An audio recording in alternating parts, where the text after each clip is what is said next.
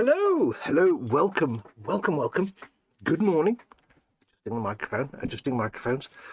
Good morning, everybody. Hello, morning, morning. Welcome to a morning nonsense. Apologies I couldn't be with you yesterday.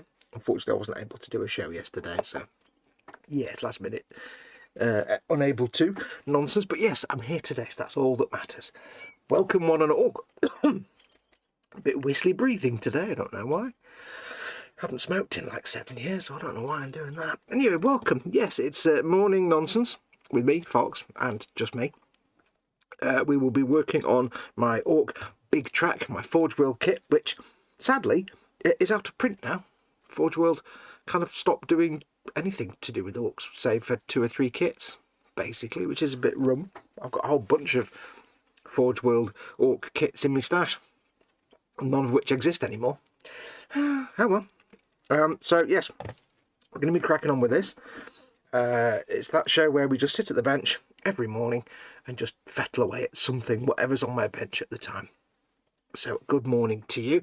In chat so far we have Stefan Last by his Todd. He says, good morning, good day Foxx and everyone else watching. What do I win today? Hang on a second. Push that in there. What do I win today? So I've said today he wins 5 pride and accomplishments courtesy of EA Games. That's an old gaming joke, kind of. You have to know kind of gaming culture for the last few years to get that, but you get 5 pride and accomplishments. But yes, welcome one and all. Before we get going, let me get all the usual nonsense out of the way.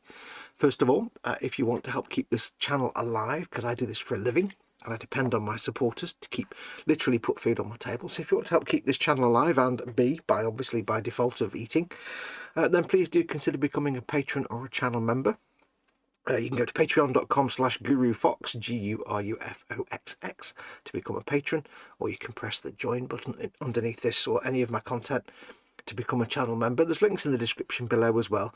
You get exclusive stuff and you get access to the live 24/7 Zoom hangout and the live Facebook Messenger chat for patrons and members only. You can of course use the super chat if you don't want to be on a regular payment or something like that. You can just do a one-off thing. That's fine. That's absolutely brilliant. There's a super chat if you go to the chat window on the right there. Little dollar symbol at the bottom, and at any time you can do a super chat or a super sticker or whatever you want to do, and that also massively helps out this channel. But if you can't do any of that, again, don't panic. You can just turn off your ad blocker and watch with adverts, and make sure you let the adverts run all the way through. That also massively helps me.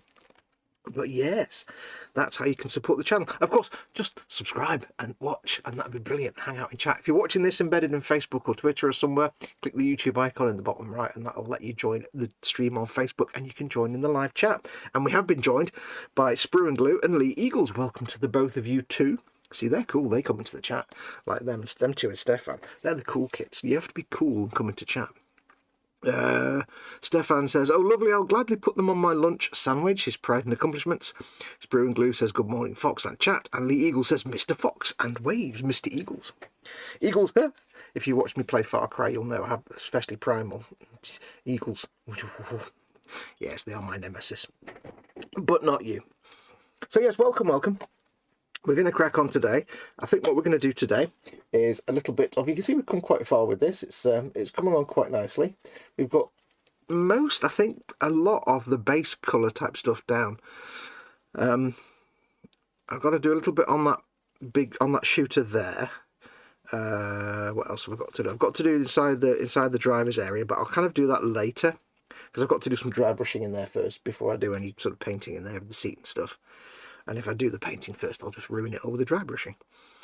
In terms of metallics and stuff and all the rest of the vehicle, you know, it's a KISS job. It's a keep it simple, stupid. You don't want to go too crazy. I've got basically that big hammer. I don't know what they call them, what Orks call them. I've got that big hammer painted in silver, so we're going to do some shading on that. For the gun, the super cannon. Again, I think we're pretty much done. It's just basic colours. You can see there you got some nice work on the blast shield. Got a little bit of checkering underneath. We did that last time.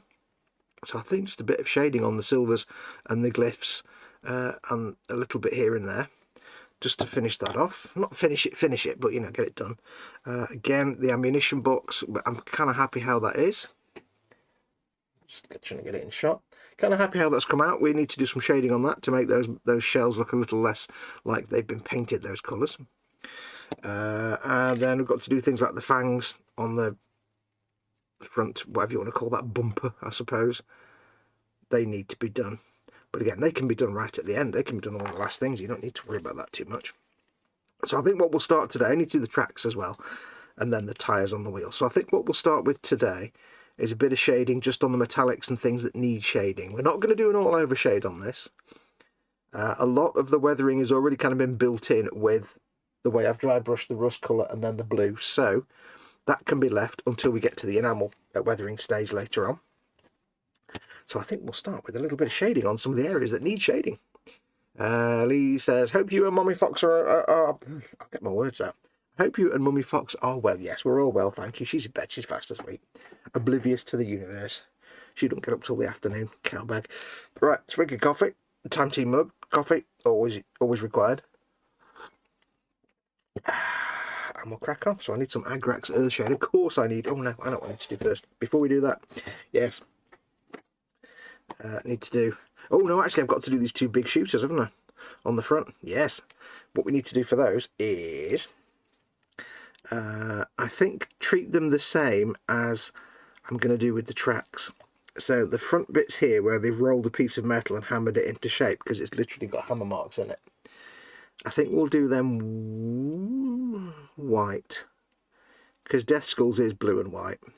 We'll do them with a dry brush of white, but the actual bodies of the weapons we will do in the same as the tracks. And what I'm going to do for the tracks, I'm going to try with the tracks a method that I've never quite got right, which is to do them in a light grey first or a medium grey, and then add some either enamel or oil rust colours, washes, to make them look rusty. They kind of already look rusty from the dry brushing, but I want to try that instead. So we're going to go with a grey, and I think the grey we're going to use is... Shall we go for Skaven Blight Dinge? It's got to look like that kind of grey metal colour. You know, like when metal stuff, like especially railings and things, just goes dull, and it's not silver and shiny, and it's not rusty, it's just that dull grey, and that's the bit we want to start with. So we'll get some of that on. We'll put these out of the way safely over there, out of the way. Oh, we've got the dudes to paint as well, of course, and we'll start with some Skaven Blight Dinge. Skaven Blight Dinge. I'll so you can actually read it. Skaven Blight Dinge. Don't forget your Daka, says McLeish. McLeish is in. Hey McLeish, big hugs to you. Morning Sophie. He said, more Sophie? Oh yes. Hey Sophie. Sophie Loves RC is in. Good morning everyone. Hey Sophie. Welcome to you as well. Have no fear, for I am here, says McLeish. And Lee says, broomstick. Yes. So we'll start with a little bit of this goodness. We will come back to this later. I'm taking a big gamble with this on the tracks though, because I don't mind admitting, and this is a sign of being a good artist. I don't mind admitting that I'm sweating cobs at the minute. Might need to open my window. Then guarantees the garden will turn up. And in fact, give me 1 second. Let me go and turn the heating down a bit. 1 second. I won't put the thing on. Give me a second. Oh.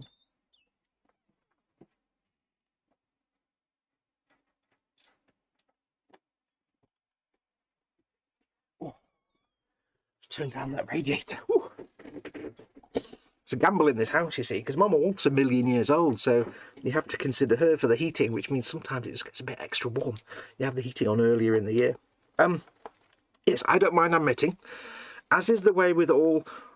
I'm not trying to blow my own trumpet here, but good artists. I don't mean good as in you can do your work well. I mean good as in honest and not self-aggrandizing and not overly confident. I mean, a good artist is someone who thinks their work is terrible and works hard to do better and never thinks, I am a genius, I am perfect. So a good artist will look at other people's work and unabashedly, unashamedly steal from it. In art, it's... If I ripped somebody's style off completely, or if an artist rips somebody off completely, then that is, stealing. But if you look at other people's work and take their methods and their techniques and learn from them and either adapt them to your own use or just incorporate them into your own personal style, then that's just makes sense. Because there are very few artists, model makers included, there are very few of us out there who've actually invented a technique completely whole cloth. You know, there's very few of us that have done that. I don't think I've actually invented. I thought I invented the gunk wash with oil paints, but I totally didn't. Afterwards, I found out it was like it already existed in the film industry for decades. But there's very few people out there who actually had the amazing foresight to invent a process out of whole cloth. We always crib from others and learn from others' doings. That sounds such a bad word, doings. So there's a long way of saying basically I've been watching for a long time. I've been watching Martin Kovac Uncle Night Shift, doing his tanks and stuff, and I've always wanted to emulate the way he does his tracks, which is a grey layer and then oils. And I've never quite perfected it. I've never figured it out. It's dead simple to watch him do it, but I've still never figured it out. So we'll try again. I'm a little apprehensive because this will be going on sale on eBay eventually. So you know, I can't really mess it up. But I want to learn that way because it's one of the most satisfying ways I've ever seen tracks painted, and it's one of, I mean, in terms of the end result, it just looks like slightly rusted metal.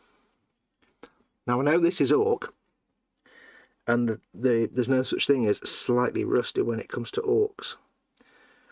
But I'll be honest with you, I've been looking around at, you know, Googling other people's Big Trakk builds. And I have to say, there are ones out there with like really, really rusty tracks. And while it looks great on the bodywork, it doesn't quite work for me on the tracks. So I'm going to see if we can avoid that. It might work, it might not, I don't know. I'm sure it'll be fine, really. What we'll do is we'll do similar on these big shooters. So we'll just get a base coat of this Skaven Black Dinge. Doesn't have to be neat. If it's not quite doing the coverage fully and it's got some black patches, that's fine. It's just depth and shading. Do it a bit underneath. And then when it comes to later on, when we do the rusty colours, we'll include these two when we do the tracks. D. If it all goes wrong, then we just speckle over and stipple on some rust colours. But I only want to do that front bit and perhaps the flash hider, the muzzle flash hider, because that's going to be not painted, so we'll do that bit. That was a bit too thin, that paint, but again, it doesn't matter if a little bit of the black or the dry brushed rust shows through, because that's just adding to the effect basically. Anyway, I'll come to the chat in a second. I know some new people have come in. How are you all? I hope you're all well. I hope everyone is doing okay this fine and dandy Wednesday. Don't forget, I'll be back tonight as well, because I'll be live with Festa on the eModels channel for the Wednesday eModels show. So make sure to tune into that. Festa will work on things big diorama. Goodness. And I shall be working on my Lord Croak. Yes. Right, so that's that bit done. Only roughly painted, not any great work of art. It doesn't need to be good. There are some situations where you don't mind if you don't get a completely opaque coating, because that's the beauty of it. You want that effect. We'll do this one on this side. Yes, I hope you're all well today. How's your week been so far? What have you all been up to? Don't forget, of course, bench and belly. What's on your bench? I just do bench and belly. I don't do all the other stuff. What's on your bench? What's in your belly? What you're working on. It doesn't have to be a model. It can be a picture, it can be diamond art, it can be a jigsaw, it can be, I don't know, building something out of wood. My neighbour does that. He's built himself a little shed and he does all the woodworking. I'm kind of hoping he's just doing it for his house and not for a business, because then he'll be doing the woodworking with the loud noises all the time, and that would be quite frustrating. I think he's just building stuff for his house. But yeah, what are you up to? What have you been doing? I don't really have any news or gossip of which to report. Not really. Nothing of any great import anyway. I have upgraded my camera. For many years I've used a Logitech C920, which is an absolutely great camera, but it does have its limitations. One of which is it doesn't really handle exposure very well. So you will have noticed over the years that sometimes my hand kind of glowed like it was in the middle of a nuclear explosion when the light shone on it. That's just purely because that camera didn't have a great colour range and good gamut for brightness and colour, so it was fine though. It's an absolutely fine camera, but I wanted to get better, so I got myself a, what's it called, an Insta360 Link 2C, which I chose because it looks good, and straight out of the box without messing with any of the settings. It looks like this is literally straight out of the box. I've not tweaked anything. I've not had to go into the inbuilt settings and tweak anything at all. I do need to actually double check it should be in 1440. Give me 1 second. I need to quickly check something because I just realised. 1 sec.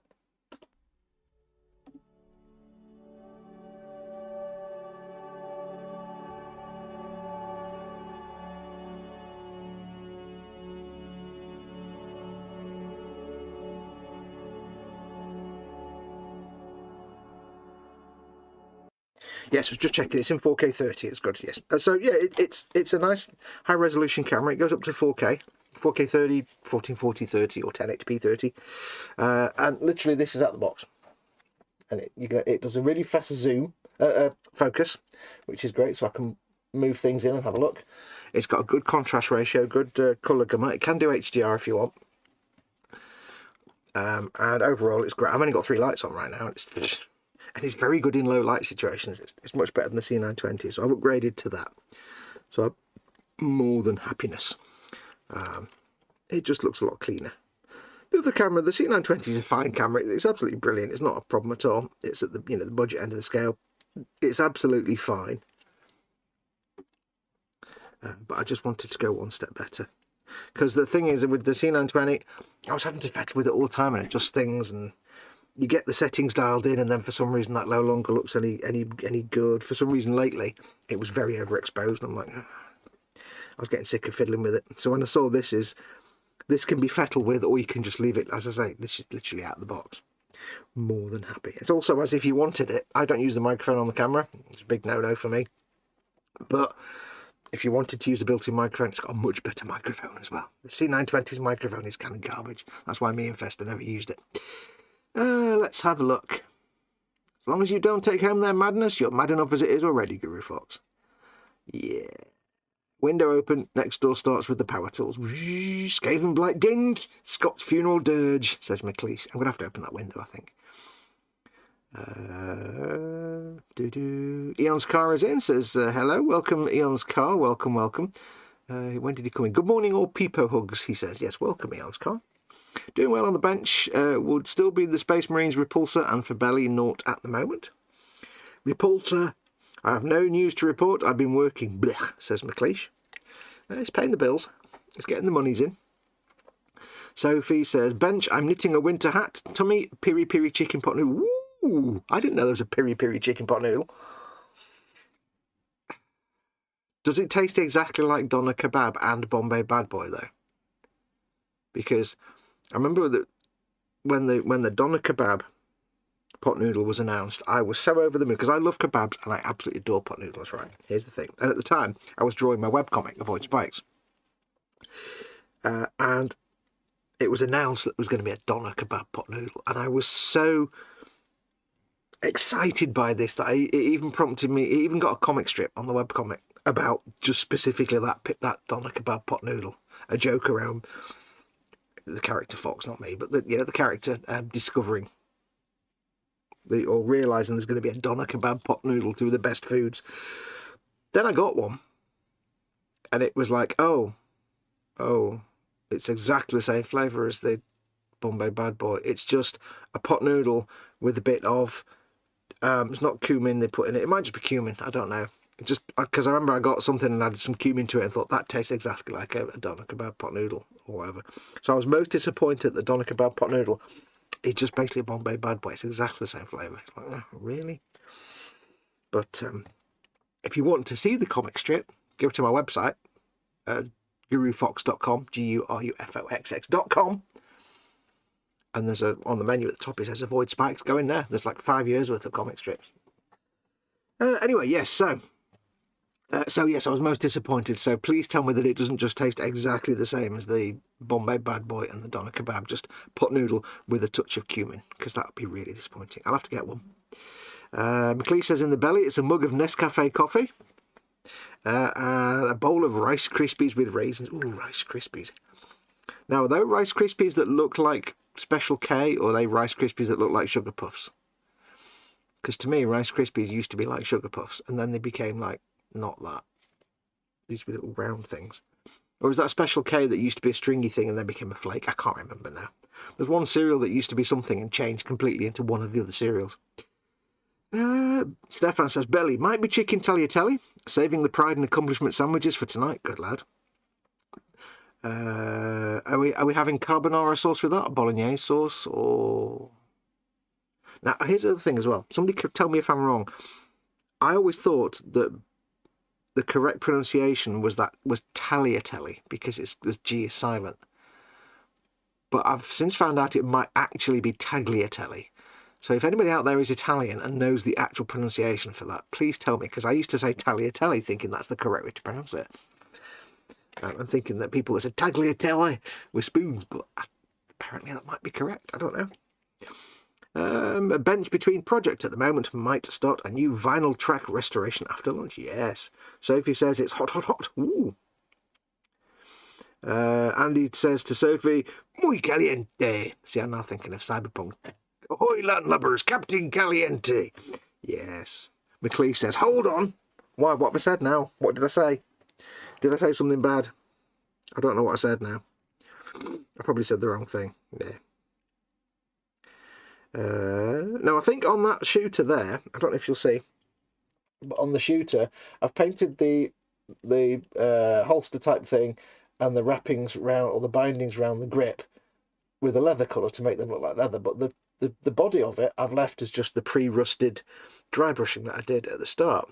I might actually leave that, because I can do a little bit of dry brushing on that and some shading and make it look like rusty metal, like a Fallout 4 weapon, like a pipe gun, where they're just rusty metal. These things I'm leaving as the grey, and I'll try and make them look different, but just for some variation, I'll leave that as it is, and we'll work on that separately. Is there anything else I need to do? I'm not going to do the tracks just yet, so I'll probably dive into the washes now. I like to... It's pronounced tagliatelle. Tagliatelle, says McLeish. I'd like to believe you, but I can't take what you say seriously, because of course you're a jester like me. So tagliatelle, I just checked it out, says McLeish. It's on the telly, tagliatelle. There you go, lovely. It might. Tell me if you're being serious or not. I never know with you.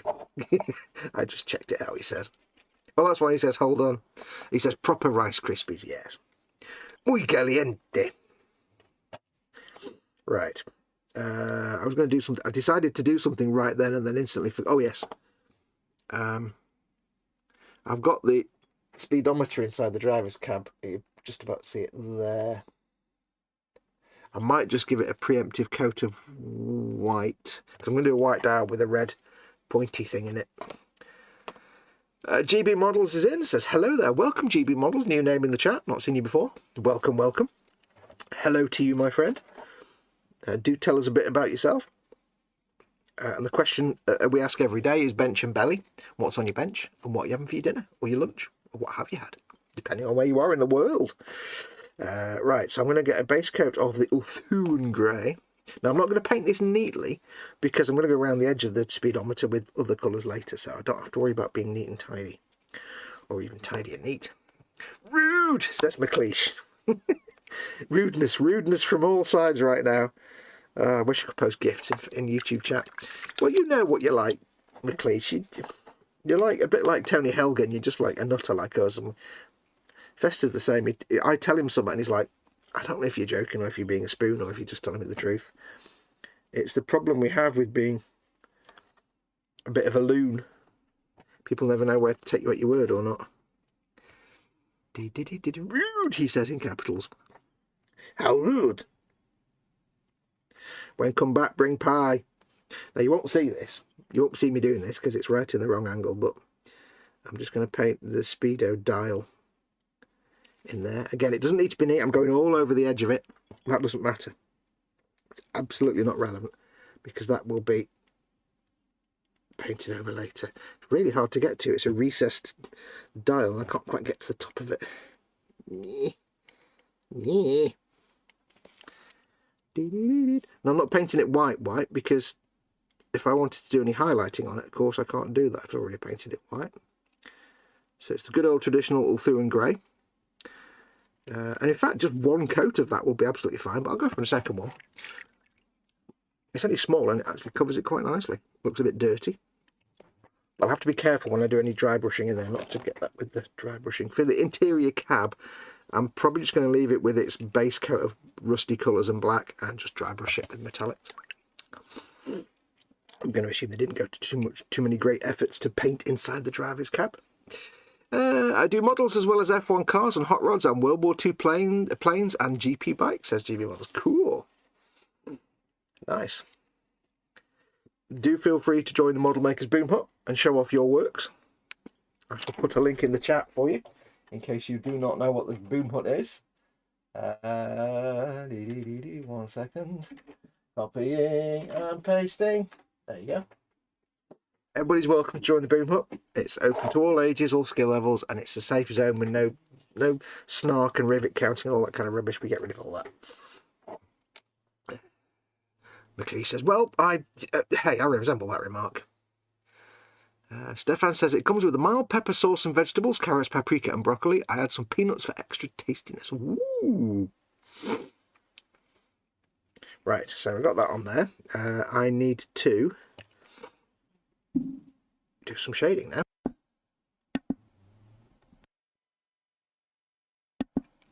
It is very, I'm going to have to open my window. It's very warm in here. 1 second. Oh.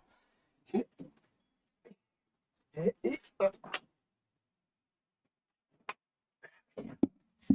some air circulating. My first window, like and subscribe.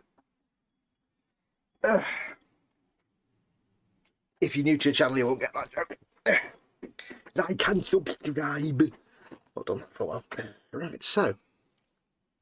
And the McLeish says peanuts. Peanuts. Right, so we'll do some washes. If you're wondering again why I'm wearing the gloves, I've got some unsightliness on my hand and it's not good to look at. So I'm wearing gloves for the foreseeable until that is resolved. Unfortunately, getting an appointment with a dermatologist is like trying to find hen's teeth. It's just not easy at the minute. So, yeah. Right. Put that there. And we want some Agrax Earthshade. Duncan's Tears. Let me find my Agrax Earthshade. Caribou Crimson, that's not the right one.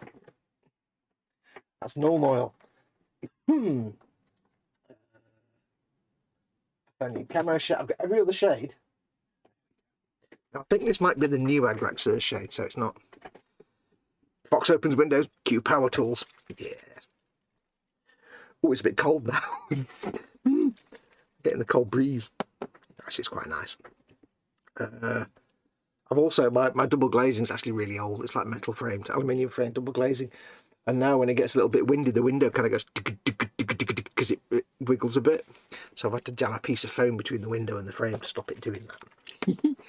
It never ends. Right, so let's get some shading done. I shall use my Festa 67's Workshop approved patented shade holder. I shall get myself a good brush. What my shading is mostly tiny details, so I don't need a stonking great brush. I need a small brush, and I shall use my broken toed, whatever that is. Oh, something fell over. My #1 broken toed brush. Can't recommend these enough. They're brilliant brushes. Or cashews, if you've got them, it's even better, says Stefan. Oh yes, cashews. I love cashews. Right, so let's start. We're going to I'm not going to do a lot of non-oil shading on this. Like, non-oil is the dark shade, and I might do a little bit on the metallics, but I want to suggest... Oh, actually, let's start with normal first. I'm kind of changing things as I go along. That's how I work. Oops. Because I want the metals to look rusty, and with traditionally what you'll do is you do a black wash on the silvers and a brown wash on everything. I'm going to do a bit of both. So I'm going to do a dark wash on some of the silvers to start with, and then on these silver plates we'll just do browns and things like that. So let's crack on. So on the engine, for example, where it's going to be engine oily, we'll get a load of that on there just to start the contrast process, but not on the bronzy bits, on the brassy bits. We'll leave them as they are. We need some dark wash on the tubes anyway. Pipes and tubes.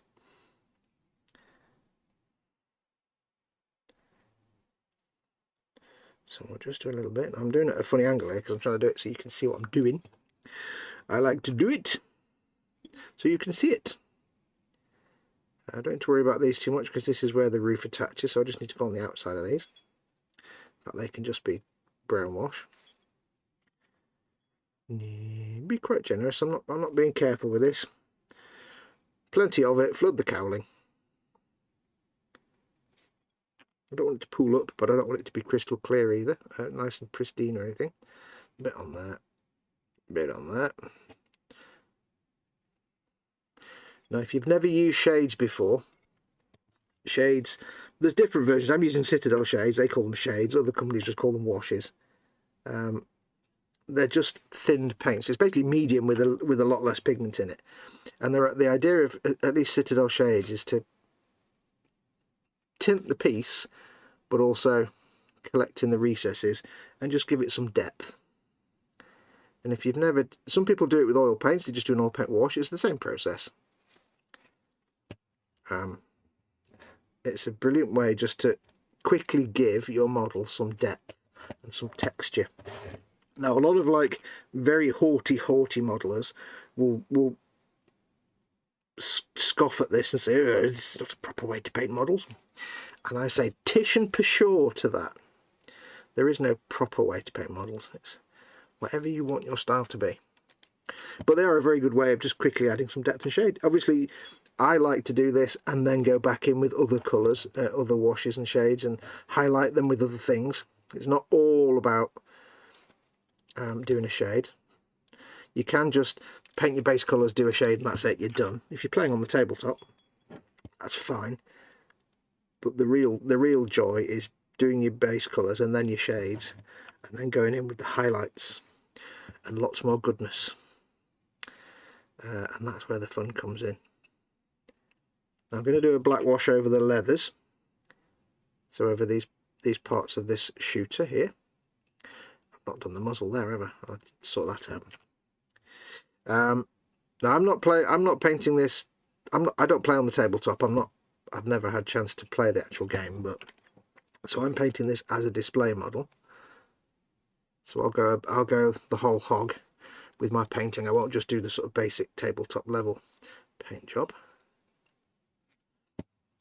We'll do a bit of the black on this knife, but I don't want too much because it's going to be more brown and rust than anything else.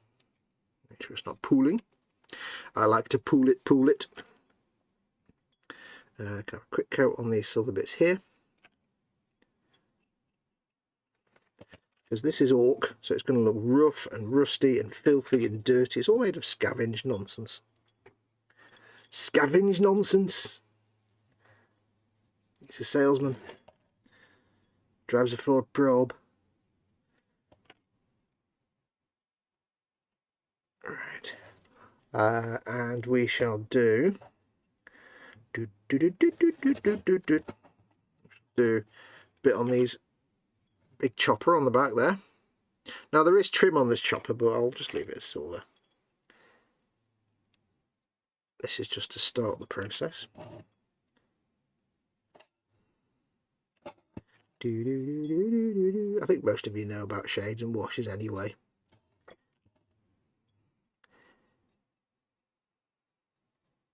does depend on what you're actually painting. On some things it's not a good technique, on other things it's a brilliant technique. For tabletop miniatures, where it's a question of scale, especially if they're going to be played in a game where they're going to be looked at from like 3 or 4 feet away or more, it's about tricking the eye into thinking that the thing that you're looking at has that scale, has the depth of a real 3-dimensional object, which isn't.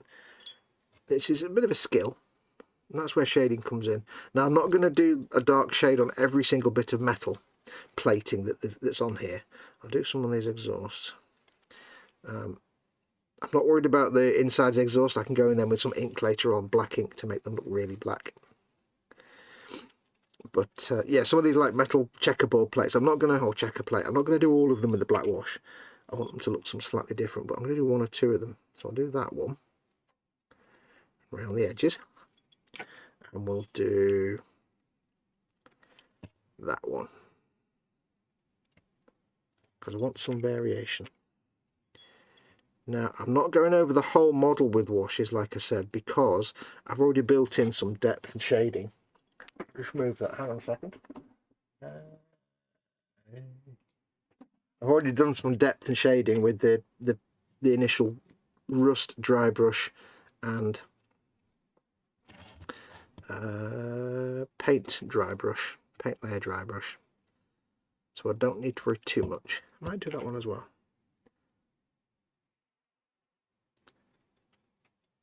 There we go. And I'm making sure, if I can, to go around the edges, so it kind of puts a bit of a shade around the edge of the plate as well. It's basically, if in video game terms, if this was a video game and you were like designing the models in the video game, this would be your ambient occlusion layer. That's the best way to put it. If you know your video game parlance, this would be your ambient occlusion. And in a way, you're trying to create Far Cry 3 ambient occlusion, which in Far Cry 3 is terrible because everything's got this dark halo, because it was the early days of screen space ambient occlusion. It really does look absolute garbage, but in the day it was amazing. And that's basically what we're doing. We're adding ambient occlusion. We're faking it till we can make it. So on the gun here, you've got these silver rings around the barrel. Ring around the barrel. And it just adds some depth to it. It makes it look like this ring piece. I just said that, didn't I? Yeah. This ring part here is separate from the barrel it's on top of. It just gives it that separation. That's what ambient occlusion in 3D modelling does. It makes 2 pieces that are just virtual look like they're physically separated. So I'm going around the edges. I'm not going onto that brass bit because that's going to have a different shade on it. Yeah, basically we're creating Far Cry 3 on a 3D model is what we're doing. Like, go and play Far Cry 3 and look at the absolutely awful, by today's standards. It really is shockingly bad. But at the time, it was some of the first ambient occlusion you ever saw in a game. It was like, wow. I mean, the first time I played it in 2011 or whatever, it was like, I think ambient occlusion had been around in PC games, but not in, absolutely not in console gaming, so it was a new thing. I mean, yeah, the first time I played Far Cry 3, I didn't even notice it. Cool looking game. Of course, you look back at it now and you're like, oh dear God, the graphics are not that great. And oh my life, the ambient occlusion is terrible. Thankfully, on the PC version, you've got 3 different options for ambient occlusion. You can tone it down, but on the consoles, it was basically, that was it. It wasn't even on or off, it was just there forever for you to marvel at with your eyes of seeing. Ooh, it's a very bassy plane flying over high up in the sky there. Some of these silver things can have a bit of a wash. I'm being careful not to touch anything that's already had a wash applied to it. There is a lamp in there that I need to paint at some point. A bulb. But yeah, how is everyone? I hope you're all well. Yes, apologies. I was feeling a bit poorly yesterday in the morning. That's why I couldn't do a stream. I was like, I was just felt a bit rum, a bit out of colour. It kind of got better throughout the day, and by the afternoon I was fine, but it's one of those days when you wake up and you just feel really sick. And I wasn't sure what was happening, so I just thought I'll just stay in bed and feel sorry for myself. Which is always the right thing to do, it should be said. It must be said. Now I'm going to put a black wash on this little glyph down here, because it's a black glyph on a yellow background. And I want to... In fact, no, I'm not. I'm going to do a brown wash. I was going to say I want to soften the edges of the black patterns, because I didn't paint them neatly. I knew it was going to have a shade. But I think I'll do the brown wash on there. I'm deciding as I go along. On metallics, the choice is whether you want the metallics to look like clean, have depth, or do you want them to look dirty and mucky and have depth? And that's where you can go either black or brown or a mixture, because black will look like they're oily and brown will look like they're kind of dirty and oily. Or you can mix and match and have both. But when it comes to other stuff that's not just metallics, then you can choose. And like a black wash over yellow doesn't really work, because it just doesn't look like a shadow on yellow. It just looks like you've put a black wash over it, because you're basically trying to create a shadow effect. And that's why you want to use something sort of complementary. So like red piping and wires, go for black. Can go for brown, but it won't stand out as much as black. You've got a yellow wire. It looks better with... You can use black, but it looks better with brown. There are also lots of other colours of washes as well. You're not limited to those. Right, so black wash on these pipes, these tubes. I'll do a black wash on this wiring, although I painted it a very dark colour, like Dark Reaper I think it was. It doesn't do any harm. Right, so I think that's everything on there. It's very subtle. This is the modern, I think this is the modern Null Oil, which isn't quite as dark or satisfying as the other stuff. There's a few little bits on here, little nuts. I've painted them silver because I've just kind of assumed perhaps they were, when they put these on, they were clean nuts. The Orks made sure the nuts were clean, basically. And on this thing here, you've got the rusty. I've got the covering for the driver's cab. You've got the rusty sort of sheet metal with the holes in it, and you've got the pipes. I want the pipes to stand out from the holes, so what I'll do is I'll do these with a black wash, and just a black wash. That way it looks like this is made out of something that was perhaps a metal that doesn't rust, or doesn't rust easily. Maybe they found some, aluminium tubing. I need to put this in a clamp, don't I, really? I can't be holding it, but aluminium tubing. But it also helps it stand out three-dimensionally from the rust-coloured plating. Otherwise it'd just blend in and it'll be just browns and you wouldn't see it. I want the viewer to see that there's something under there. I've got cable ties around it as well, so I'll sort that out later. I'll put that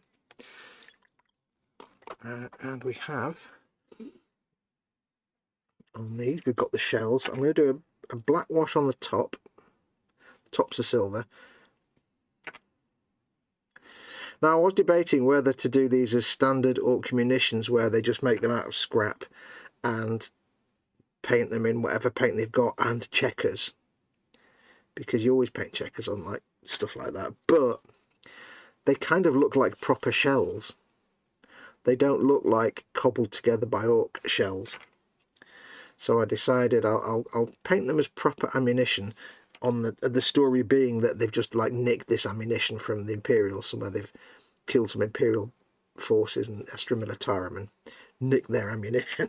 That just because the Orks believe it fits in their weapon, in their super cannon, it works.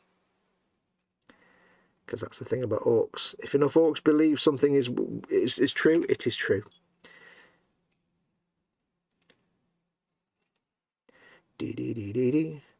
So I'll do a little bit on there. I'll do some on that checker plating, just to make it stand out a little bit. In that corner there. We'll put that to one side. The only things left I've got are the dudes, but we're not painting them till the end, so they can go off to the side. I shall have a swig of coffee and look at the chat. what's been happening in chat? No, Liquid Brilliance could be something else, says McLeish. Yes. Agrek Surshade is Duncan's tears and talent in a bottle / Liquid Brilliance, says McLeish. Yes. That's how they make Agrek Surshade. They show Duncan, from formerly of Games Workshop, now of Duncan Rhodes Painting Academy. They used to show Duncan a photograph of a model that had been painted by someone who didn't do too thin coats. And he used to be really sad and shed a single tear of Agrek Surshade each time. Stefan says, off for the luncheon arms. We'll keep an eye on you on the tiny screen. I'll be back later if you're still on. Yeah, we'll go till about 1:30, something like that. Thank you for coming in for now. Take care, Stefan. Enjoy your lunch. Shades Argo says he owns car. Wait, that's not gold, says LWM. Hey, Bill. Yes, I know. I don't always paint. I've not got any gold on this. No gold whatsoever. McLeish says, hello, FFS. That's twice. Oh, because he says yellow WLWM. You're having trouble.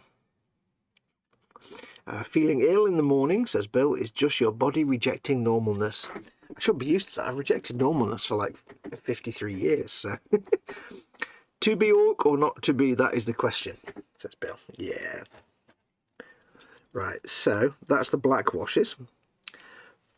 I'll give them a minute to settle. Or in fact, well, maybe I won't. Maybe I'll just go straight in with the brown washes. You can mix and match washes. You'll see me sometimes, I'll slap a black wash on, then I'll slap a green wash or a brown wash on as well. But you've got to be careful. If the shade has had a few minutes to sort of set, then when you go back in with your brush and start rummaging around, it's the paint will have started to like form a skin and dry up and become a set paint. And if you do that, you'll just rip the skin off the top and then it'll just look terrible. So I need to make sure this has had enough time to dry. So this is where you guys need to put lots of things in chat now so I can talk about that for 5 minutes. Yeah. Any of you watched the my Far Cry Primal stream on Monday? What did you think? Are you going to keep watching it? I enjoyed doing it. I enjoyed sharing that game with you. It's a great game. It's not the best Far Cry game, but it's one I enjoy the most, I think.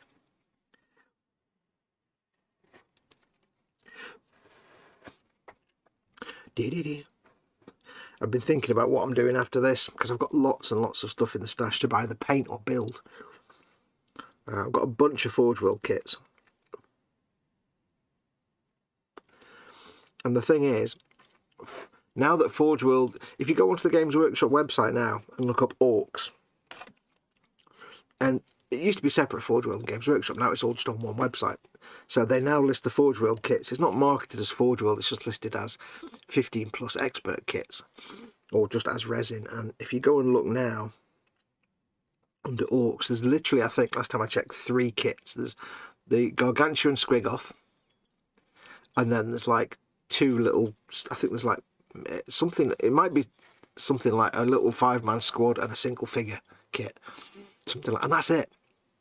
The Killburster Tank, this Big Trakk, all the Ork bikers, all the other little squads of Ork stuff, the Super Cannon, that's not on there anymore. So basically everything I've got in my stash that's Ork is out of print now. You know, the mechs, the big mech, the Death Dread, they're all gone. Now I don't know whether they're going to bring them back in plastic or whether they've just discontinued them.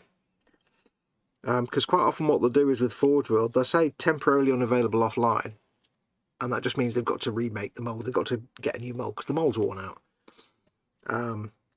Sometimes they will go off and disappear and then come back, and that's just because they're having to either refresh the tooling, or they're having to make a new mould that's going to take longer, or they've got to wait till they can make a fresh batch, because the moulds, when they run a mould, it tends to be different kits at the same time in one mould. It's not just one mould for one kit. So it might just be they're not planning to make any more for a while, and then they'll come back, but they haven't said anything.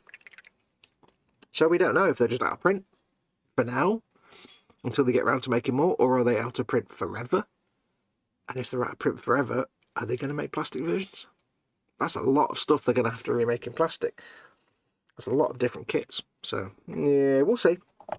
But basically what I'm thinking is, in one way it's terrible, but on the other hand, when I get these finished and stick them on eBay, I might be able to get a bit more for them. because they're out of print kits. Yeah, so in a way I'm kind of sad and happy at the same time. It's a very strange way to be.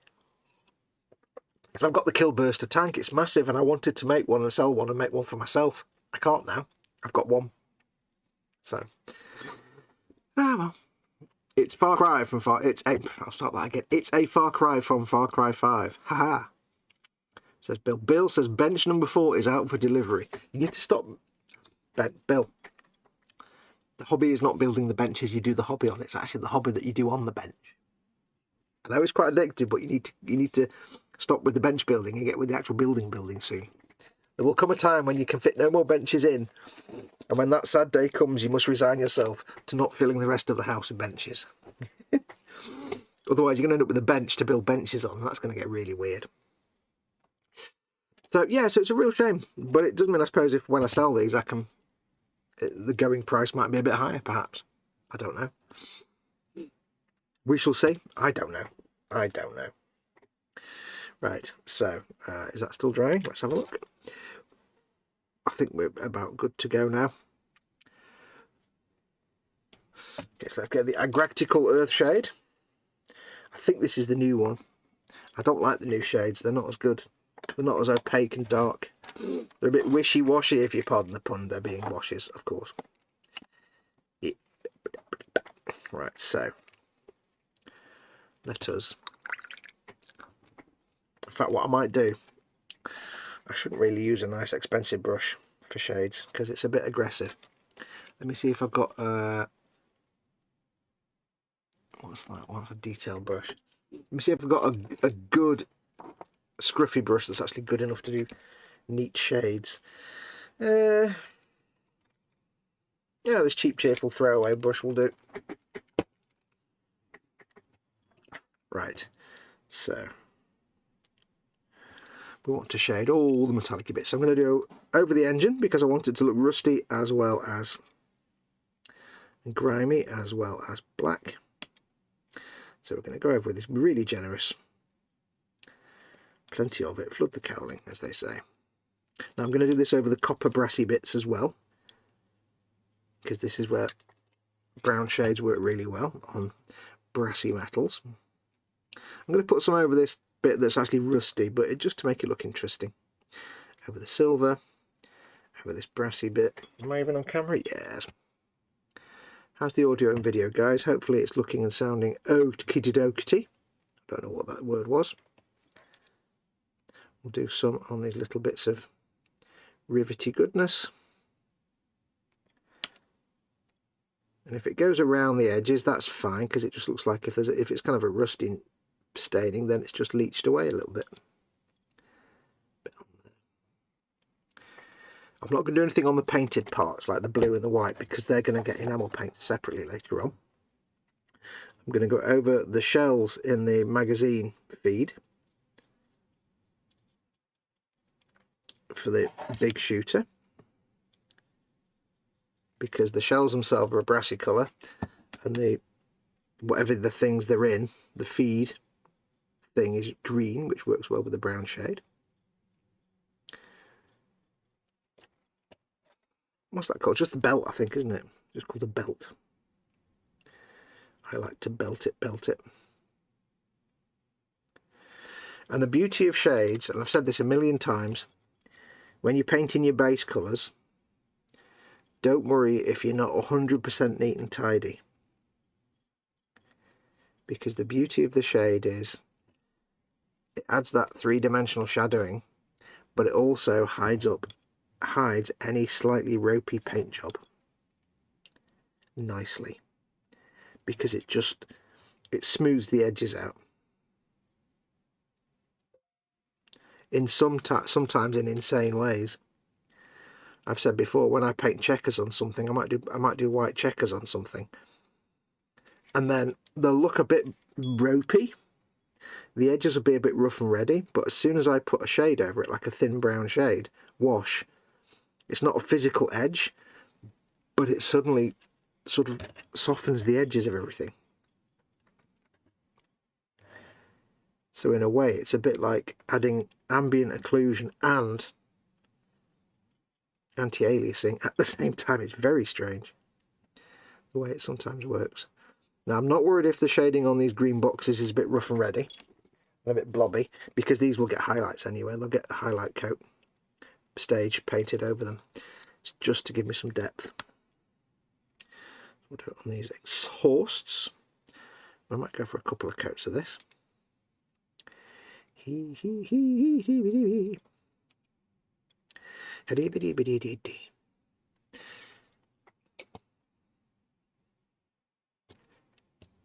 not going to do anything on those little metal strips that are holding the exhaust together, because they're like your kind of aluminium metal cable ties. They don't tend to rust really, so we'll leave them nice and shiny. I'll put some brown on the bit of bandage that's holding the exhaust together as well, because Orks would use bandaging on exhausts, and I can confess that once in the past I did actually use an actual bandage on my actual car exhaust. I was driving along one day, back in the old days of when I had a... what car was it? It was an old car. I can't remember what car it was now, but the exhaust had rusted to hell. You know, when your exhaust, your pipe snaps, and you go from driving like a 1.2 litre Ford Fiesta to a 7 litre like Mustang, like that. So I pulled over, and there was into this little car park, and there was a taxi there. The guy was having his sandwich, and I looked and I was looking under the car, and it was like, oh, the exhaust. I didn't know what it was at first, but when I got into the car park and looked underneath, I'm like, oh right, the exhaust is broken. I'll need to go to the garage, which was luckily just down the road, not that far. So this taxi driver came over and he says, well, you can't fix it. It'll need to get done, but you can shut it up a bit. I said, what do you mean? He says, yeah. He got under the car. He went into his taxi, he grabbed a bandage from his first aid kit, and just tied the two halves of the exhaust back together, a bit like that with the sort of bandage them together, so that'll get you to the garage without making all that noise. Because I said, it's really embarrassing. I mean, there's little Mark II Fiesta. That's what it was, Mark II Fiesta. I mean, there's little Mark II Fiesta, and it sounds like I've got a 7 litre engine. He said, yeah, that'll get you to the garage quietly. So yeah, not me personally, but I have had an exhaust fixed with a bandage. Let's get that wash off the white bit, because I don't want it on there. There we go. Just get the wet on there and wash it. Now this is, of course, an acrylic, these shades, so you've got to be careful. You can't just spam it on and leave it. It's not like an enamel wash where you can put it on, let it dry for a bit, and then take it back off again. Once this is on, it's acrylic. It's just thinned acrylic paint. So yeah, don't just spam it on and leave it. I should have done that bit last actually, because that needs to sit like that. We'll get some on here on the acryla. Again, the background of the acryla is yellow, so it'll look like it's a shadow of the yellow rather than just anything else. So it just makes that acryla look dirty and rusty, but also like it's got some depth and separate from the yellow. I'll just wet my brush and just tease the edge of that so it's not a solid line. Bit of brown on this knife blade and the bronze handle. Bronze handle. Handles for knives. Not a knife, it's like a short sword, isn't it? I might do another black wash on the leather, because it's not quite that dark.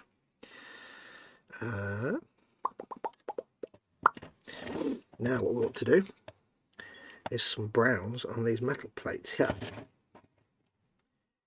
We'll get the brush wet. We'll just wet the brush, get most of the wash off, and we can start to work it and thin it in places. Because you don't want it to be uniform. So if I get most of the shade off the brush and make it damp and just wick some of that away. There we go. This had black on it, now it's got silver brown as well. And we haven't even started the weathering yet. This is just making the metal look not silver.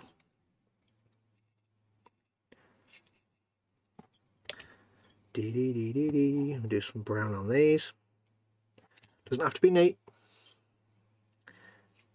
I'm not being careful with this. I'm fettling it a little bit with a wet brush. Fettle it with a wet brush. I'll even go so far as to put a coat of it on something like this. Here, this little side piece. Where is my camera? It's all the way over there, isn't it? I do apologise.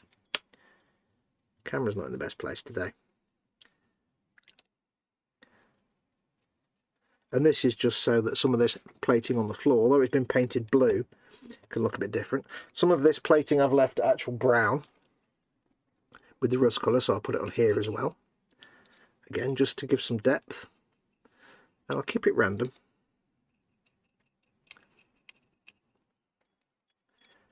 Not on all of it. Just in places.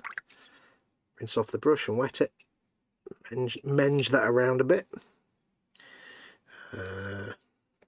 Around this plate here, which you're never going to see because it'll have the super cannon on it, but it just gives it a bit of, because this would be grimy because they'd keep it lubricated and all, so I'm going to do a bit on here just to make it look like perhaps it's had some sort of grease on it or something.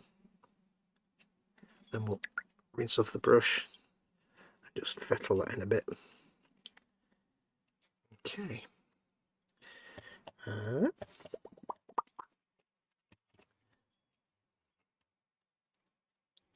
The brown just gives it that slightly more... Oh, that hammer's come off there. I need to glue that back on again. It keeps coming off. It's hard to glue onto the back, you see, because it's only a tiny little contact point. I shall glue it back on off camera later on. It shall be repaired. Yeah, brown wash kind of makes the metal look a bit more tarnished and oily.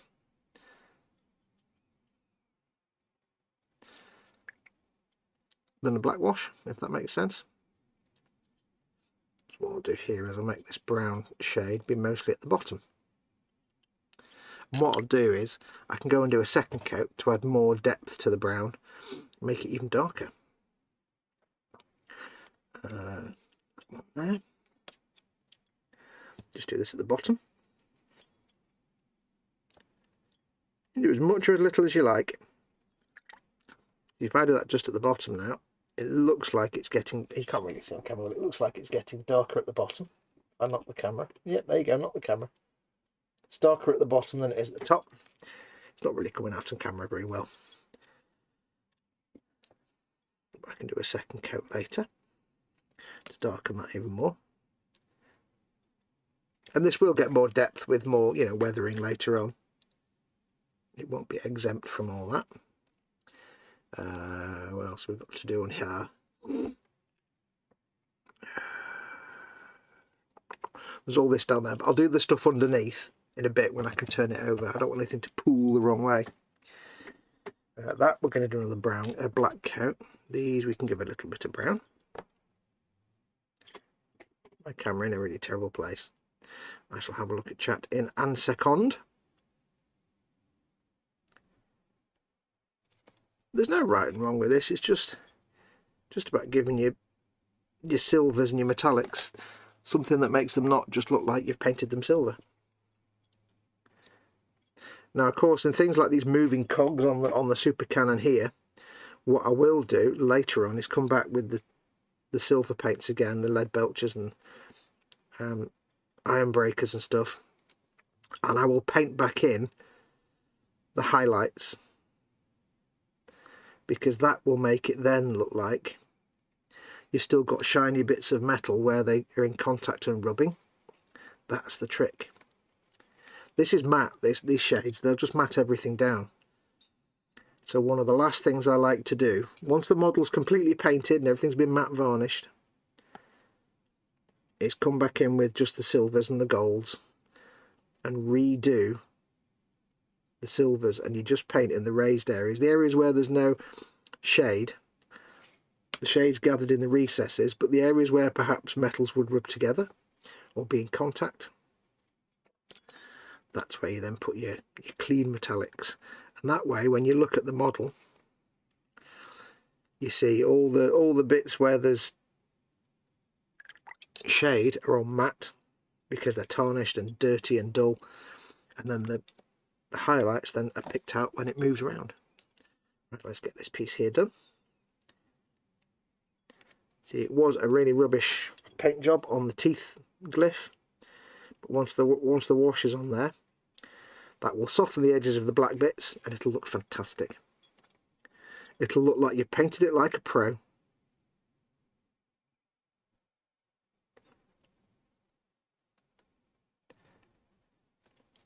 And on the glyphs, again, I've already kind of done the painting and weathering with the rusting, but for the glyphs I'm going to go over them with the shade and the red areas, just to make that stand out a little bit and just to make it look a bit more different. These will get more weathering later, but I can thin this down. I can push this wash to the bottom.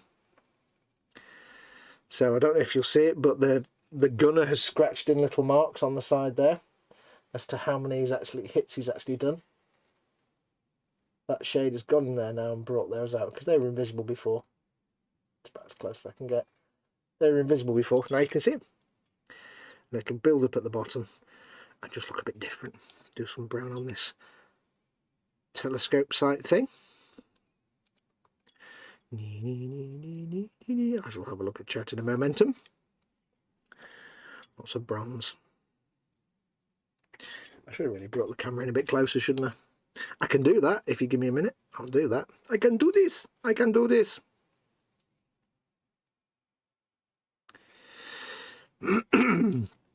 It can be quite generous for shades. You just slap it on basically, but be careful and watch for pooling. You don't want stuff to pool up.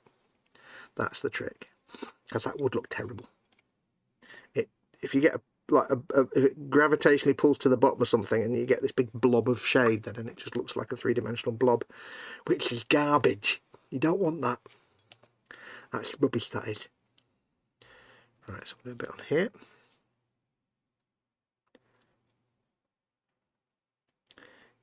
Again, just to try and make the red stand out a little bit, dampen the brush, take it back down that way. So yeah, keep in mind at all times that shades, they will, once they're set, they're set. You can't move them around. So just work with them while they're wet and be conscious of the fact that once they dry, they're dry and that's it, you're screwed. If you paint a straight line of shade and you forget and leave it, then you've got a straight line of shade and you're knackered at that point. Once it's dry, it's dry. Not like oils and enamels and stuff.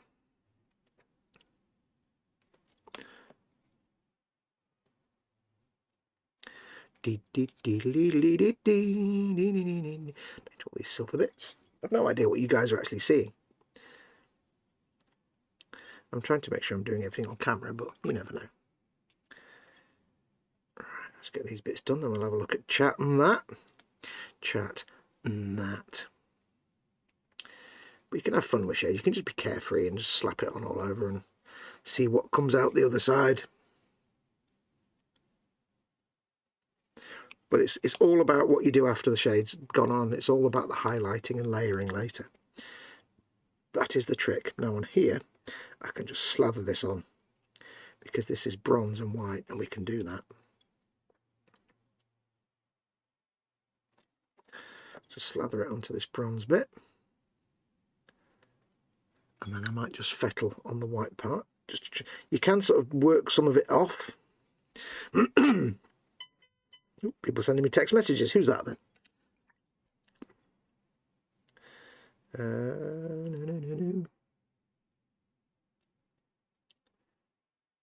There we go. We'll just gently work that away.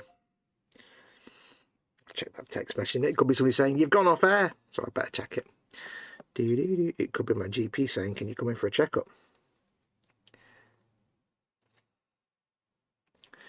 It could be anything.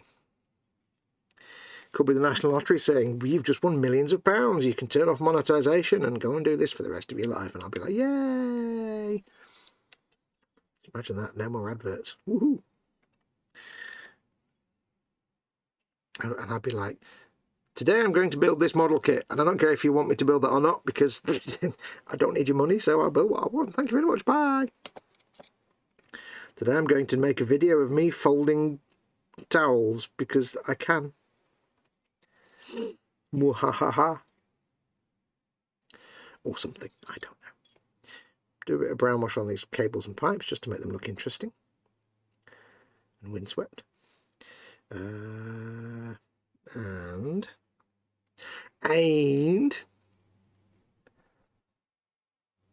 And then we'll do this bit on the end of the breech. A goodly wash of the Agrax Earth shade. Because I would imagine with constant use the breech isn't going to get rusty because it's been used all the time, so this part of the gun is going to get constantly used and therefore be at least mildly tarnished but not necessarily rusted. So this will just get a bit of a brown wash and then we can bring that back up with highlights later. And you'll see later on, if you've never seen this before, if you're new to like miniature painting, this is what you do. You do your shading and then you bring it back with highlights. Careful highlighting work later makes all the difference. There's very little I can actually hold on this. Now is I don't know which bit can actually put my fingers on. You were matron. You were a girl like that once. A bit on here. There we go. A bit on this floor plate. Just make that patchy. Right, I shall carefully put that over there to dry. And then we got the ammunitions. I'm just going to give my shade a shake. Let's have a quick look at chat as well. Right, what are you doing in chat? I have a problem, don't judge me, says Bill. At least step one is accepting that you've got a problem. Well, time to scoot off latest taters, says McLeish. Take care, McLeish. Thanks for coming in. Looking and sounding fine and dandy. Think I might have hostage ops. I mean sausages. I think I might have hostages. Oops, I mean sausage sarnies for lunch. Slap it on, says Bill. If in doubt, Starship Filth it. Do you know, I haven't actually used Starship Filth for so long. Ian's car says, I've done null gloss on metallics on the repulsor. Anything is stained, I'm going over with either a darker silver or lighter gold, maybe a grey. Cool. Yeah, null gloss and Agrax Earthshade gloss were pretty good for like shiny, oily stains. Because it meant you didn't have to then do any kind of gloss coating afterwards, or if you wanted a metallic to still look shiny but give it some depth, you could do like say somebody's got a silver bolter or something, you could paint it with normal gloss and it would still look shiny. But they've stopped making them now, you can't get them anymore, gloss shades. It's like, ugh. They probably didn't sell that well. I think I've got a couple of each, or one of each. Right, shaking me shade.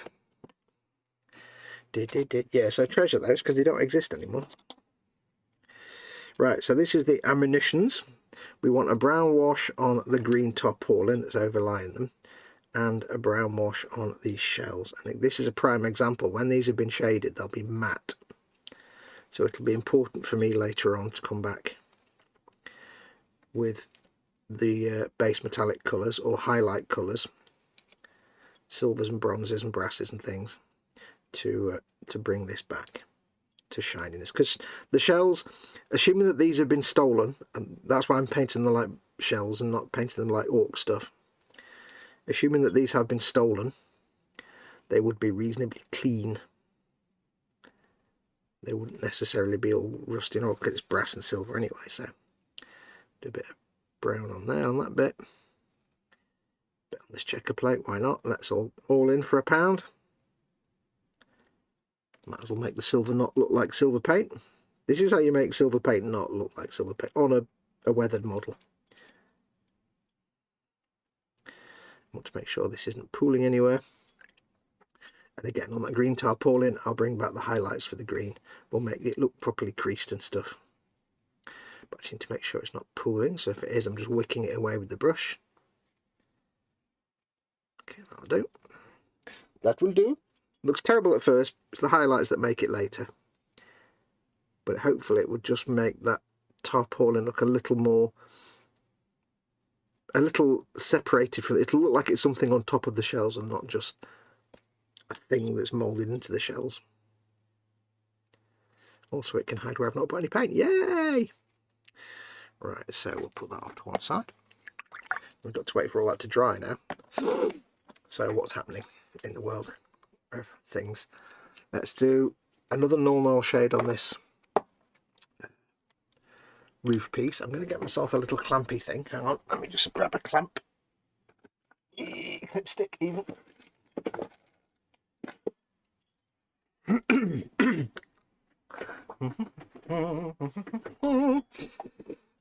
John Bias is in. Welcome, John. He says Vallejo make a fuel stain line that is gloss and works pretty much like the still gloss shade. Cool. Yes, Citadel have their shades. I've got to be careful with this because it's resin. Citadel have their shades, but the other brands also do similar kind of things, like Vallejo and such. No, where did I put the null oil? Null oil. I think Citadel were the first to do this kind of washes in a pot type thing. I think, I could be wrong, but their shades, I think they were the first. Oops. To do a thing that, oh no, actually no, though, because you had the Army Painters. I don't know actually, because Army Painter have got their like different washes. They have their tones. And Army Painter were the ones where when they first came out, you literally had like a paint tin.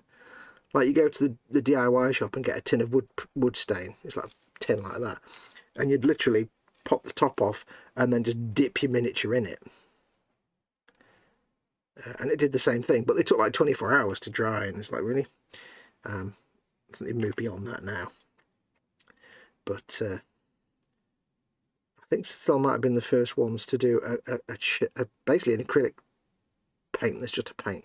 It's quick to set and quick to cure, if you know what I mean. Get it on, get it off, let it dry. Right, who was sending me text? Make sure it's not urgent. Oh, no, don't want that.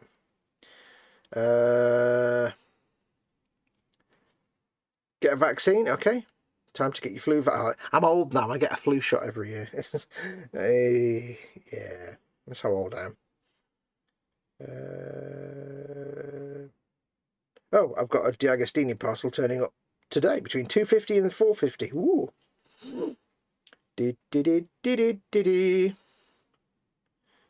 Right, there you go. So I've got DeLorean stuff turning up tonight. So we might be doing DeLorean tomorrow. Woohoo! And I got a thing from Churchill Car Insurance asking me to give them feedback. Trust me, Churchill Car Insurance, you do not want my feedback. Not on the phone call I had yesterday. And here's the thing, right? My car's due for its MOT tomorrow. But I left it too late and I wasn't able to get it booked in for an MOT and a service until next Monday. Which means from tomorrow till next Monday, it's not got an MOT. And if you don't know, in the UK, your car must have a valid MOT. It stands for Ministry of Transport.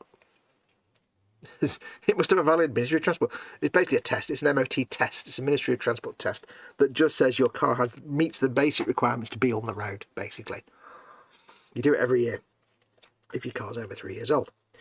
And you have to have an MOT, an insurance.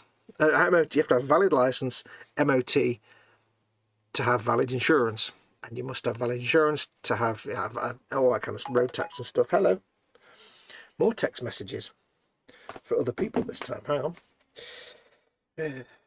Tesco Mobile. Yes, I know about 4G calling. Go away. So yeah, I can't get my car in for MOT till next Monday. So my question was, okay, my insurance is due to renew automatically on Thursday, so on Friday, on the 5th.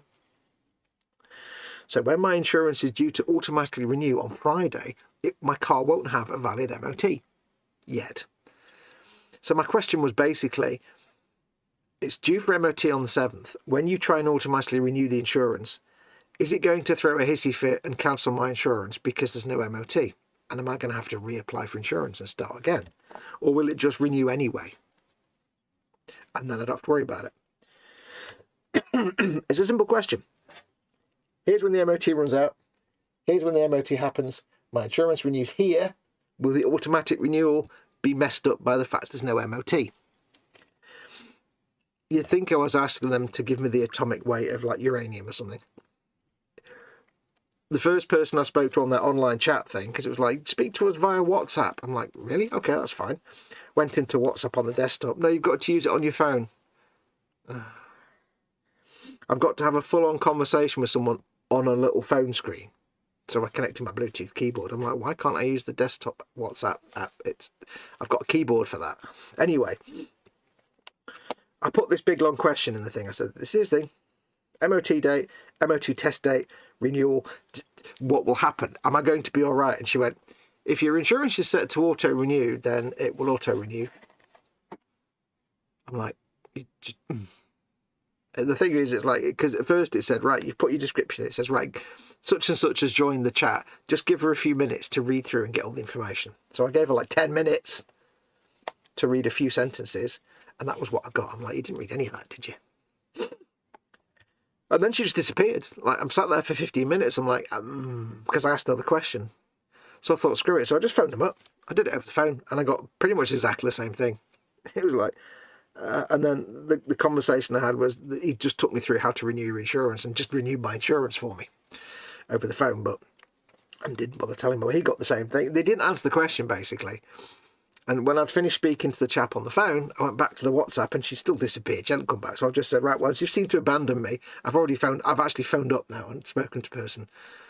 And so I'll close this chat down. And then about 10 minutes later, I got a thing saying, okay, thanks. Can you do some feedback? And also, did you have any other questions? I'm like, I've already told you to go away now. Absolutely useless. Absolutely useless. So here's some advice for companies out there that want to use WhatsApp as their live support. Absolutely fine. Not a problem. Just don't force us to do it on a phone. Because, do you know, I've got a computer screen with an enormous keyboard with every letter of the alphabet and symbol I need on it. And you're forcing me to prat about on my little tiny phone keyboard. No. Especially if I've got to write a diatribe or put a load of information in. It's a pain in the bum. So, yeah. And I'm old. I can't see phone screens that well. So it was the least helpful support I've ever come across for anything. It's like, here's the answer to your question. That's great, except that's not even remotely the question I asked and doesn't even address any part of my question. So thanks for not much there. Also, please don't just disappear for 5 minutes and say nothing in the middle of a WhatsApp conversation, because I don't know if you're there or not. Kind of how that works. Spawns. I don't know. Can't get the staff these days, can you? Just can't get the staff. Now on this Aquila, I'm going to be a bit patchy with the shade, just to make it look not even, like not even uneven shading. It's pooling a bit. I want to get rid of that. I like to pool it, but I don't want to pool it actually. Bit more Ming on the engine block.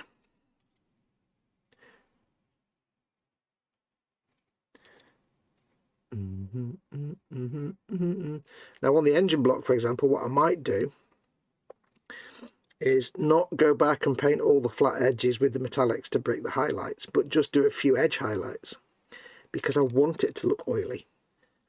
So what I could do on the engine block later is give it a gloss coat so it looks shiny and oily, and then do some edge highlights and leave it at that, because I want the majority of it to look oily and minging and horrible. That's the beauty, you see. There's all different ways you can do it, but with your metallics, as I say, the way I found the best is to, if you're using any kind of shades, or even if you're not, if you're going to be doing like a highlight, even if it's a dry brush, or you're going to be edge highlighting, or whatever you're going to do at the very end, make that the last step after you've done your edge highlight. So if you're doing, say, tank tracks, you do all the different colours, you get your tank tracks sorted out, and you want to do the edge highlights on the cleats so that it looks like the shiny metal where it's been cleaned away. Do that after you've done all the edge highlighting and after all the other stuff and your matte varnish has gone on.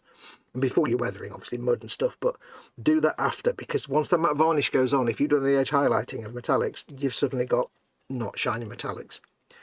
So do that after your matte.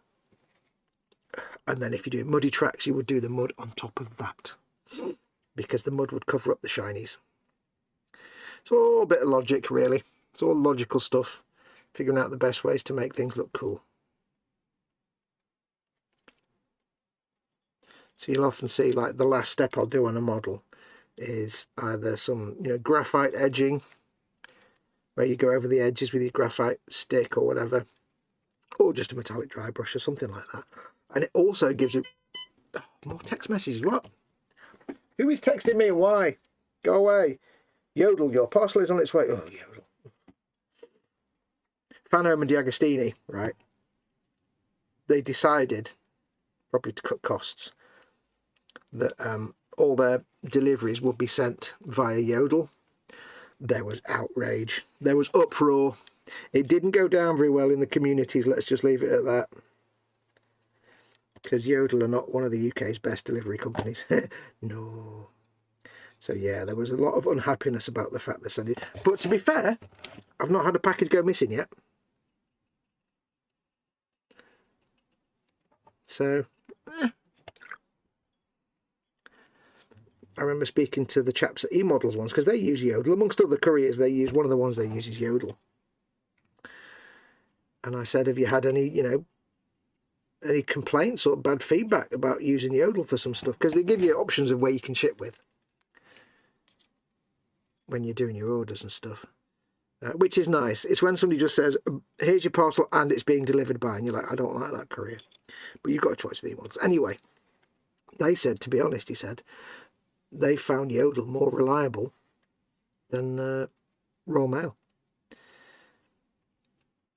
The difference being, of course, that to them, Yodel's it's a business service. They've got their Yodel's picking up a business package and delivering it as a business service. So rather than just me sending you a package through Yodel which gets cubbed over your fence, I guess they pull out the stops when it's business to business stuff. So, yeah. But yeah, I've never had a problem with it. I've never actually had a Yodel package not turn up. Maybe I'm just lucky, I don't know. But yeah. But yeah, there was a quite let's say heated discussions in various places about the fact that Diag and Fanhome are now using Yodel. It's like so many people have had bad experiences, but it's just, if you've got to save money, you've got to save money. You've got to cut costs. Maybe it's not the best place to cut costs, but you know. You need to do some more oily staining on these bits. And you'll see when this has dried off, you'll see what effect this Agrax has had on these metal plates. I'll show you a close-up shot on the metal plates because it'll come across quite nicely there. You'll see what this can do for you. It can be as subtle or as unsubtle as you wish. 'Tis the beauty of the shade. And you have to remember that as they dry, they become a lot subtler. I do recommend one of the easiest ways to apply them is just blob them on, get your brush wet, get the shade off, get your brush wet and just fettle with it. I think the oil stain product is black and is pretty much a spot-on replacement for gloss and normal oil. Cool. They have a fuel stain that is more like Agrax Earth Shade. Yeah,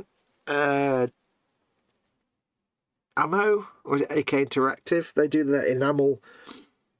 Yeah, it's the MIG shades, MIG enamel washes. They do like oil and fuel stains and stuff like that. They're really good.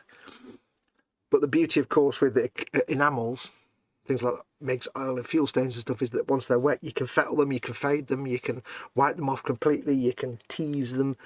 So good. Did you give feedback? Oh, yes, says Bill. Yeah, it's absolutely shocking. Old trade models often use wood stain long before the founders of Army Painter were born. Lol, says John Bias. Yeah, I mean, I guess there was solutions before in the old days, because obviously the whole thing of washing over to get depth had to come. I know in the old days you used to do oil paints as well, but I just said that sentence and kind of stopped speaking half of the words halfway through. That's weird. I'm tired today. But I think Army Painter might have been the first to offer an actual product specifically for that, dedicated to that, and then Citadel might have been the first to offer a not 24-hour product. Yeah.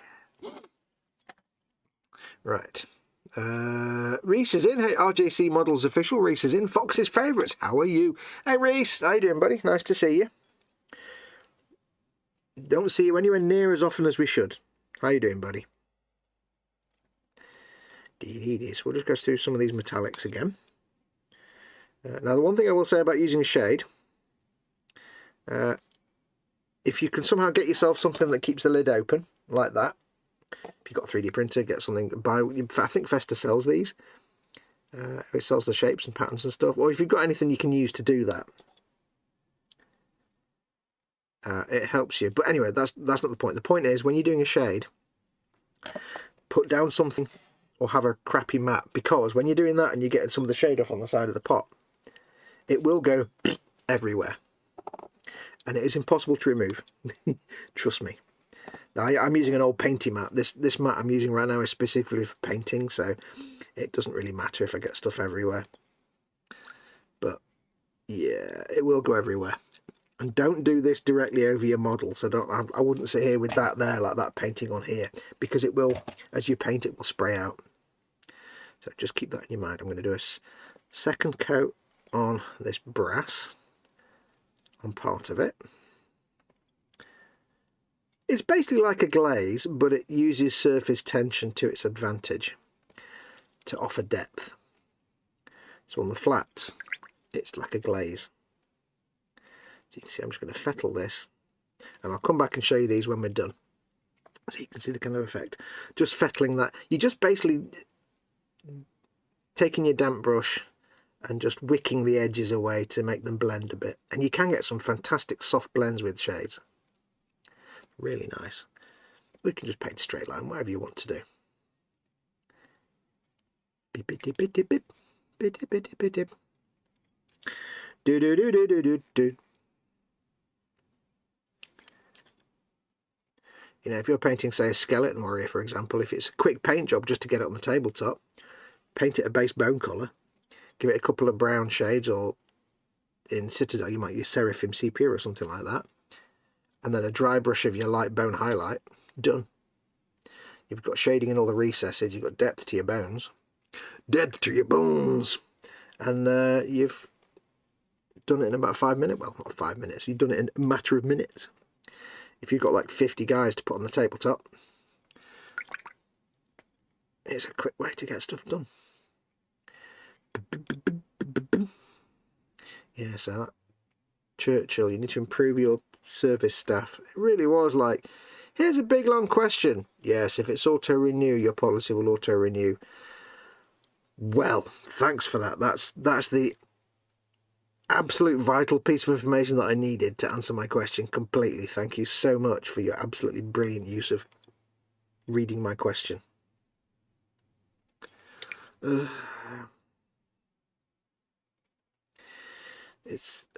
never actually heard a facepalm before that I've done myself. I've never actually done an audible facepalm before, but this was definitely an audible facepalm. It was like, oh, really? You just... You're embarrassing yourself now. Come on. I shall not mention names, of course, that's not fair. But, dear God. I'm going to do a second bit of Agrax on this plating on the side of the cannon, just to make it try and stand out where that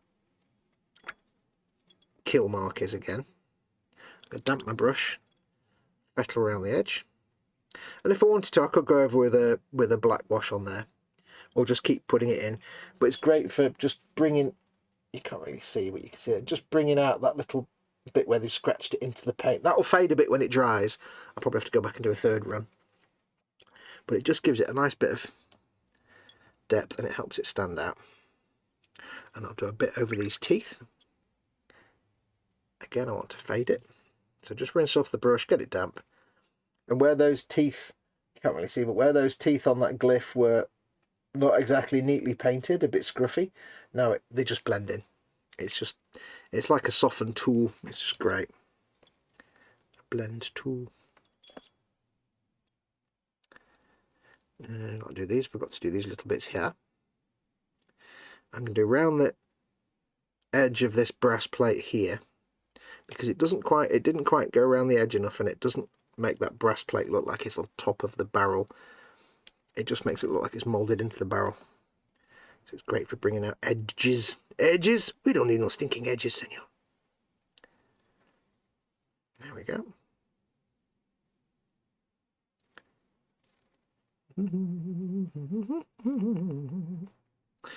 Lovely. Lovely. Oops, try not to touch anything. The difficult bit, you've got to plan where you're doing these, because you don't want to touch too much and make it all messy. Oh, you made a mess. Right, so I'll show you the example here. Do a bit on this plate. Build it up. rinse my brush off, just ever so slightly damp, and just fettle. There you go. Blend it away. You got to be quick because it dries pretty darn quick. You know, 5 minutes after you put it on, it's not really workable. It will still be wet, but if you go and fettle with your brush, you'll just rip it off the surface and it'll look terrible. And if you do see it pooling, or like say you painted it on here like that, you paint a big dot there. I can't actually paint a big dot now. Let's say, I don't know if you'll see it, but let's say you painted this in a big dot there. If that dried, it would dry as a blob, a physical blob, and what you do is wick it away. But if you left that and then 20 minutes later thought, oh crud, I've left a big dot of shade there, your temptation is to then go and wick it away or fettle it with the brush. Don't, because what you'll do is you'll rip the top of the blob off and you'll leave the coffee ring where the edge of the blob was, and it will be there forever. So if you've left it too late, just accept that, let it dry, and then try and hide it other ways later on, like with tactical weathering options, doing something else to hide it rather than trying to just remove it, because you're just going to fail. It'll be sadness. Burpage. Right, so there we go, that's that. I think that's everything on there done. Looking suitably grubby. Right. Can I move this camera close? Let's just see if we can move this camera closer. If I'm holding this up here. There we go. It's a bit better. You can see things now. My closer camera allows you to see things. I'm going to have to leave these shells for a little bit longer, just a few more minutes, just to dry off in the crevices and creases, so I can let them be paintable again. You can see at first, like on the tarpaulin there, it looks a bit mingy. Got a brown blob there, and it just looks like it's been stained. But what you do is we'll bring that back later with highlighting, so it actually looks like material. But you can also see, like on this bit here, on the deep part there, it started to separate the two layers of cloth apart. Or here on this shell, it's a little bit of shadowing between the shell and the material, so it looks like it's on top of the shell rather than just being moulded to look like it. That little bit of ambient occlusion, remember? I'm very well, thank you, says Reese. Yeah, life been hella busy to starting to slow down a bit now. Yeah, good you're getting some time to yourself. Anyway, let's stop talking about shades. It's boring. I'll just tell you what I'm doing. Let's talk about something. Think about something to talk about, folks. What can we talk about? I depend on you for things to talk about. So, talk about things. What's been happening in the world? No religion, no politics, of course. I'm trying to think of what's been going on that I can tell you.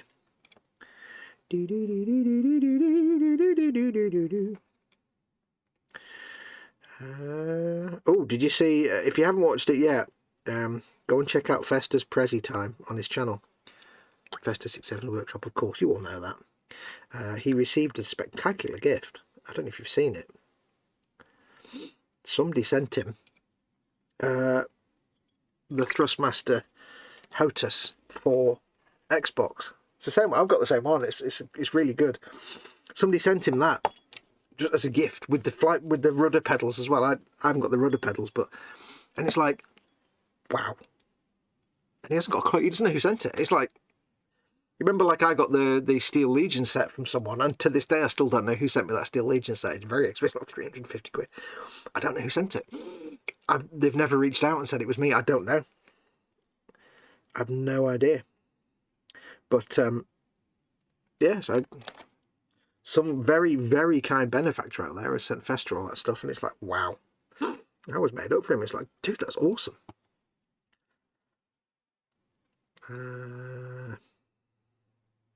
I do need to paint the barrel on that shooter, which I never got around to drilling out, which was a shame, but never mind, too late now. What can I do anything else on here while I'm waiting for the shells to dry?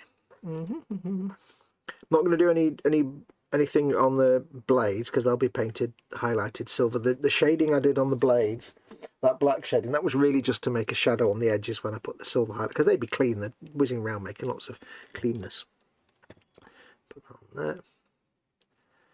Oh, I know what I can do, because I think that's all dried now.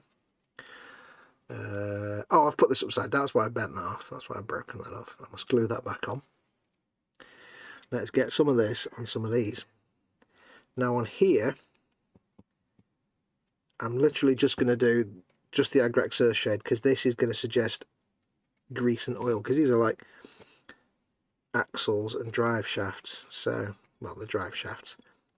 So this is going to be, when I bring the silver back later, the layering, it's just going to be in the recesses and then faded towards the edges. But I'll do it all now, so I've got a canvas to work from. Now I've got to put this upside down, but I think that's how I've snapped that off there, you see. It's held in place by all the easy line that's wrapped around it, but I need to glue it back. So I think that's how I've snapped that, by carelessly putting it upside down. So let's see if I can rest it on there like that. No, let's put another one under there. Can I rest? There we go, that'll rest on there carefully. Ooh, got to paint under there.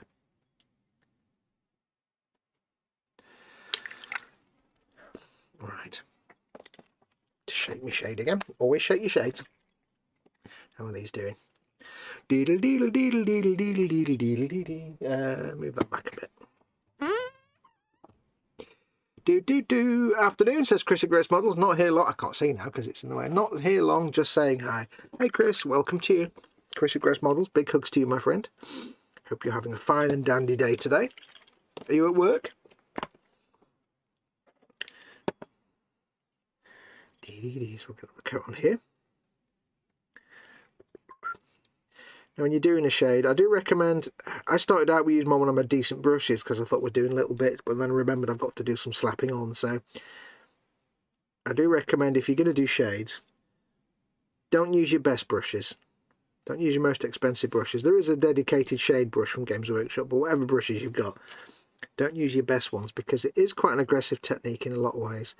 And the shades do end up getting up into the ferrule of your brush and everything else, because you're pushing shade around. You're not doing delicate la-di-da painting here. You're doing a TED, you're slapping. Have I got a TED button? I ain't got a TED button. I must set up a TED button. You're just slapping it on, so I'm using a crappy brush that I got in a crappy £5 brush set, to be perfectly honest. Yeah. If you're doing little bits, it's fine, but use your good brushes. But if you're doing big stuff like this, yeah, because you're stabbing, you're poking, the shade gets up into the ferrule, and then that really messes your brush up. So don't use your best brushes.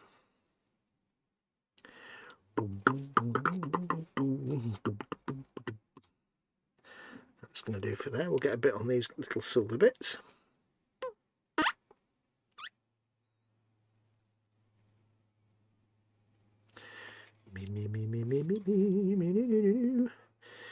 Mucky bottom, nothing better than a mucky bottom. Oh no, that's wrong, doesn't it? Right, so we put that there. And again, we wait for things to dry now. It's the excitingness of shades is that everything has to sit and dry for 10 minutes. Hello everyone, else it's not been as long. Hey John, it's been ages, says Chris. That's why he's saying that to everybody else. We've not had Jeff in yet. I've not done my Carl Sagan yet. Come on Jeff, where are you? Swig of coffee? Oh. Right, what else can we talk about while we're doing the shade drying? What else has been happening in the world, in your world? Just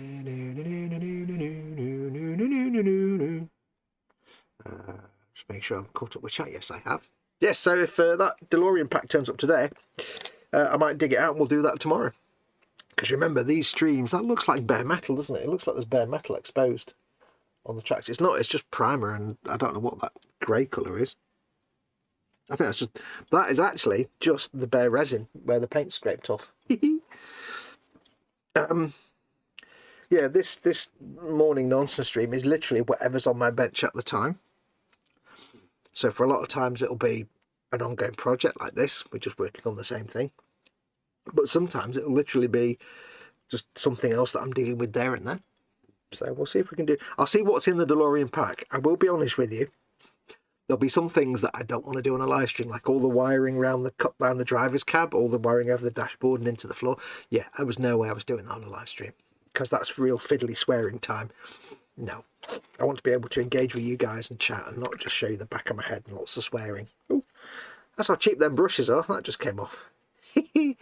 Don't ever change cheap brushes. Yeah, so I'll see what's in the pack. If it's all just like, you know, adding bits of trim to the body shell, then that's fine. We'll do that. Francois Marin's in, gives us a salute. Bonjour, Francois. Comment ça va? Ooh, got stretching. Oh, that's a good stretch. Oh, that felt good. Oh, good for the spine. We're just waiting for things to dry. So, bench and belly, Francois, and Chris, and John. Bench and belly, what are you working on? Are you on one of your Star Wars miniatures, John? Waiting for these shades to dry. It's a bit boring actually doing shades, because you have to sit here twiddling your thumbs for 10 minutes. Let's have a look at this cannon, see what that's doing. So, let's give you a look at what I've been able to do, the kind of thing I've been able to do. If I can show you on camera decently. If you look at the glitter, it's going to be a bit overexposed. So keep in mind, in real life, it's a bit darker. Let's see if I can drop this light down and make it more like real life. Okay, there you go. It's still a bit overexposed, but you can see, hopefully, the shade is a bit more towards the bottom. It's actually not as light as that. That's my light, literally as low as it'll go, but never mind. What it looks like in real life is nice and grubby. I'll put some pictures up. It's nice and grubby, and the shade that I fettle with is more towards the edges and down to the bottom than just all over. It's not just an all over brown shade. If I just splashed the shade on and left it, it would be patchy and all over the place and have little like edges and lines. But because I fettle with it with a damp brush, it just makes it look a bit varied. Let's see how that's doing. That bit there is now... is maybe another coat. I might even do a coat of the black just in that little recess to shade it down a bit, because I want that to stand out. Where else have we done? Let's see if I can show you on the underside, on the back of the truck. You'll see, it might come out clearly on here, there. If you look on this panel here.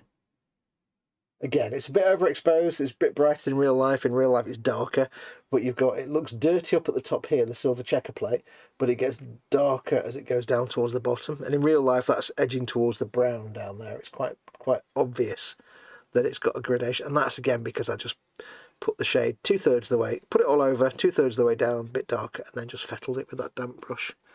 What else have we got? There's another one example there on this one here. It looks dirty, but you've got this darker little bit in the middle where the checker plate has actually got a bit of a bend, a kink.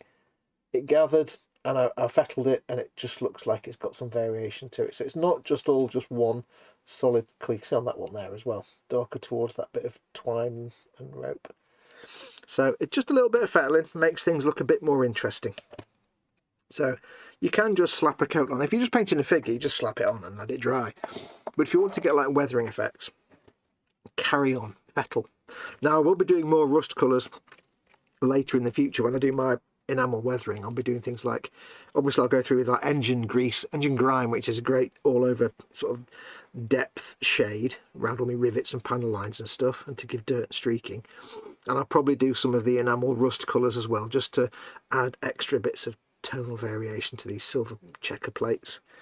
But hopefully, despite it being a bit overexposed, you do start to see what I've been trying to do, which is to make this metal plate look like it's a separate thing from the surface, so it looks like it stands up above the surface below it, and then it's a little less, it's not just painted silver, it's a little more varied. You can see on the Aquila there it goes darker towards the bottom.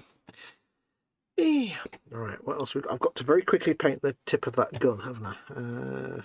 Yeah, it's my lead belcher. We'll just get that done quickly. Or iron brake. We'll do iron brake. Yeah, because I'm going to be doing a lot of silver dry brushing on the body of the.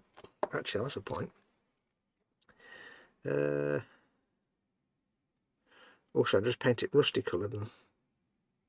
in fact, no, what I'll do, yeah, I shall paint it a dark brown colour. Because then, do I want to do a dark brown colour? Yeah, I'm going to paint it dark. No, I'll tell you what I'm going to do. I'm so indecisive. I'm going to give it a touch of Mornfang brown. This is on the little tip of the heavy shooter even. Get my orc terminology wrong. The muzzle of the shooter. I'm going to paint it Mornfang brown. I'll use my crappy brush that I've just used already. I'm going to put using a new brush. We'll do that. So, tiniest amount of paint. I'll just paint that now. Now I'm going to make it look different to the rest of the holster because I'll give it a few extra coats of black to make it look more like the rusty colour that's on the body of the gun. And then we'll dry brush over that at the end with metallics to bring it back so it looks like rusty metallics. Yes, yes.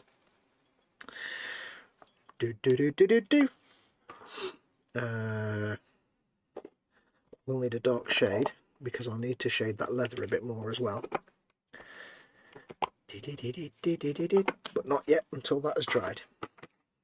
It's all about details. La la la la la la la.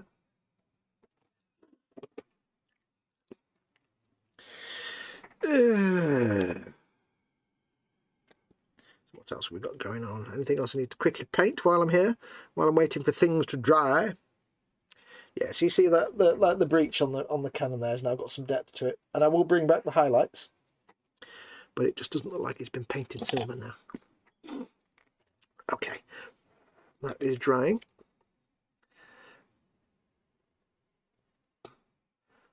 We'll give the whole thing, once that's dry, we'll give the whole thing a coat of black again, the Nuln Oil. And then more Nuln Oil on that tip to make it look more like this bit, and then that will get the shiny silver dry brush later. But we need more black to make this the wrappings around the hilt, the grip, stand out a bit. La la la la la la la. But that'll be for next time. I won't do that now.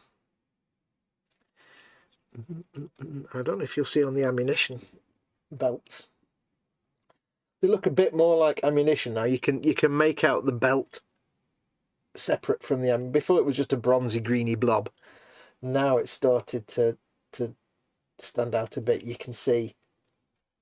Now you can make out. I mean, you're on a webcam, you'd struggle to see it, but you can sort of see a bit better now. The ammunition stands separate from the belt. And once the highlights go on, that'll really just make it pop. And you'll see the shells will be nice and shiny with brown shadows to make them all look separate, like separate shells. And the green will be nice and matte. And that's why we'll do the shiny bit at the end. This will all be matte varnished. The brass will look matte. The green will look matte. Then we'll go back in. And the green will have been highlighted. Then we'll go back in with the brass at the very end. Make all the highlights. And then you'll have shiny, shiny shells. Matte belt. Oh, I know what I'll do. I'll do a bit more brown while I'm waiting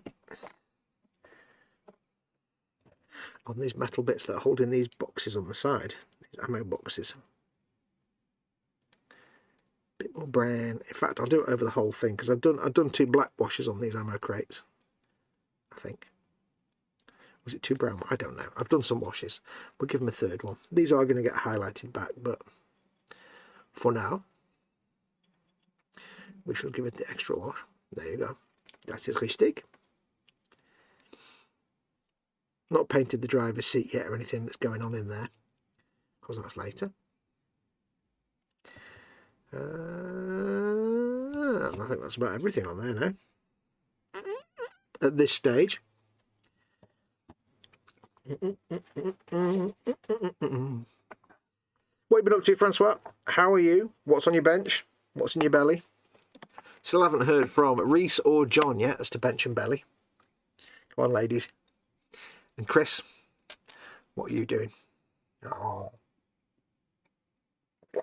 I'm going to guess your Ecto-1 and Robocop are on the bench at the minute. and your Batmobile. Right, so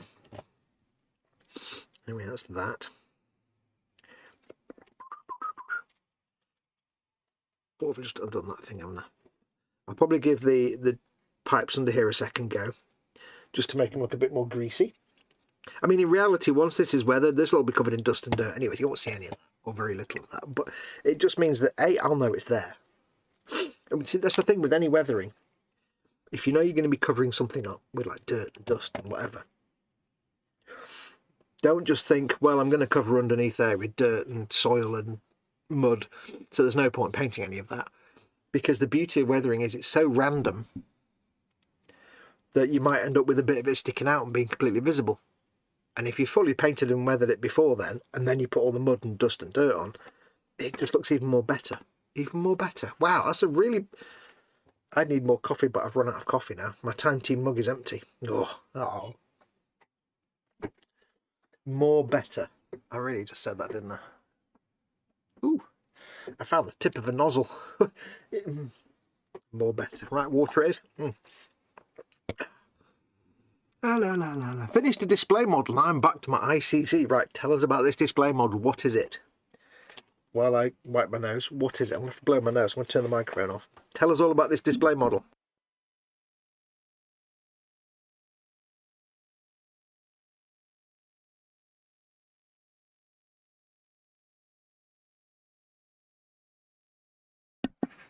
Sorry about that. It was an instant nose blowing moment there. There's a magpie outside. Woo! Hello, magpie.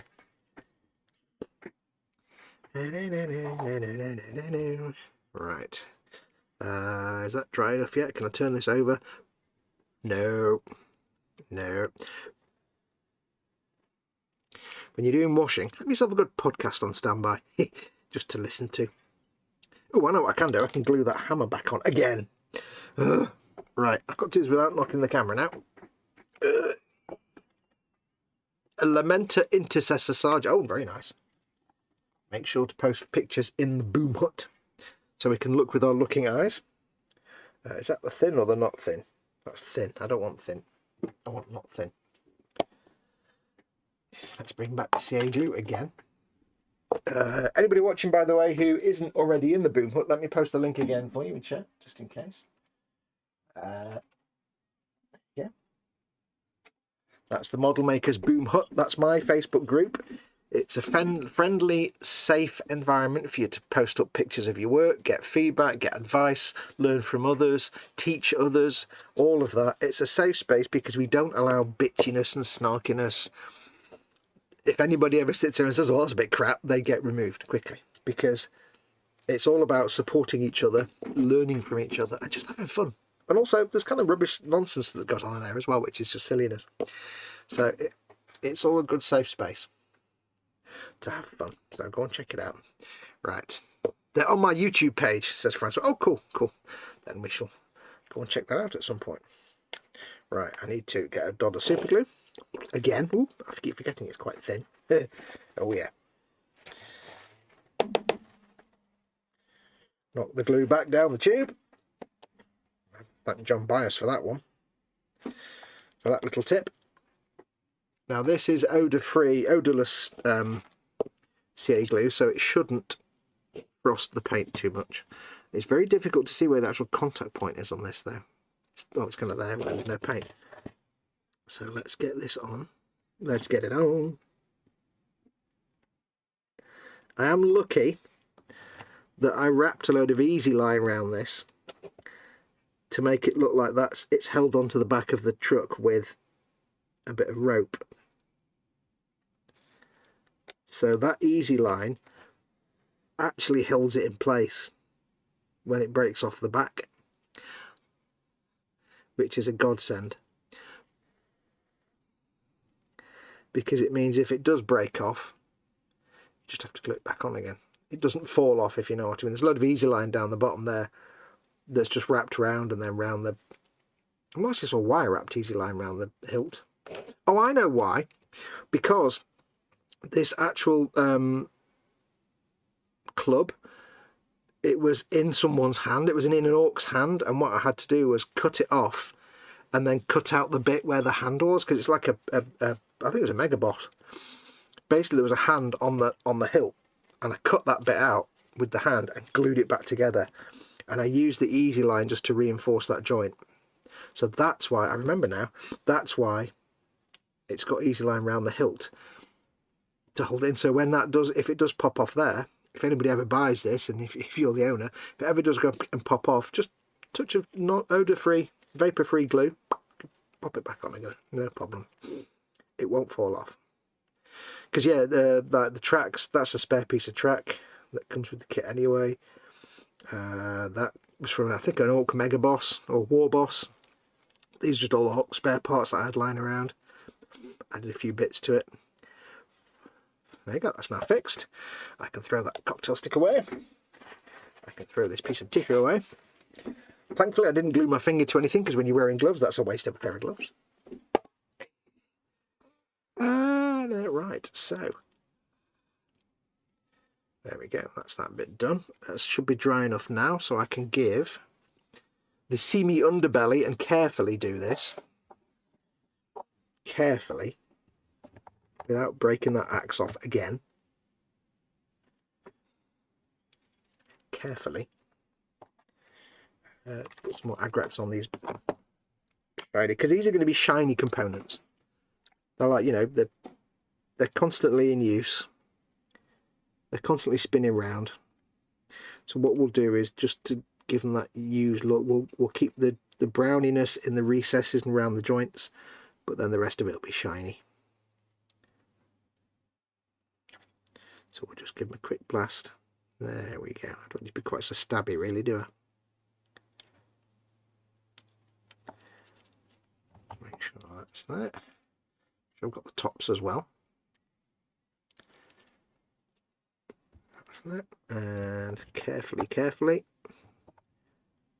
There we go. I can sit like that for a second.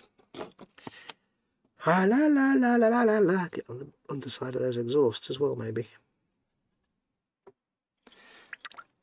All right, there we go.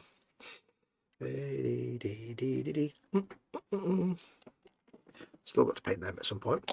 What time are we on? It's 1 o'clock. I think what we'll do... Ooh, steady, don't fall over. I'll put that there to hold it. I don't think there's much else we can do wash-wise today, because that's all the stuff that's... Oh, I know I can do a wash. Not done a wash yet. Just really, I'm seeing the seamy underbelly, of course.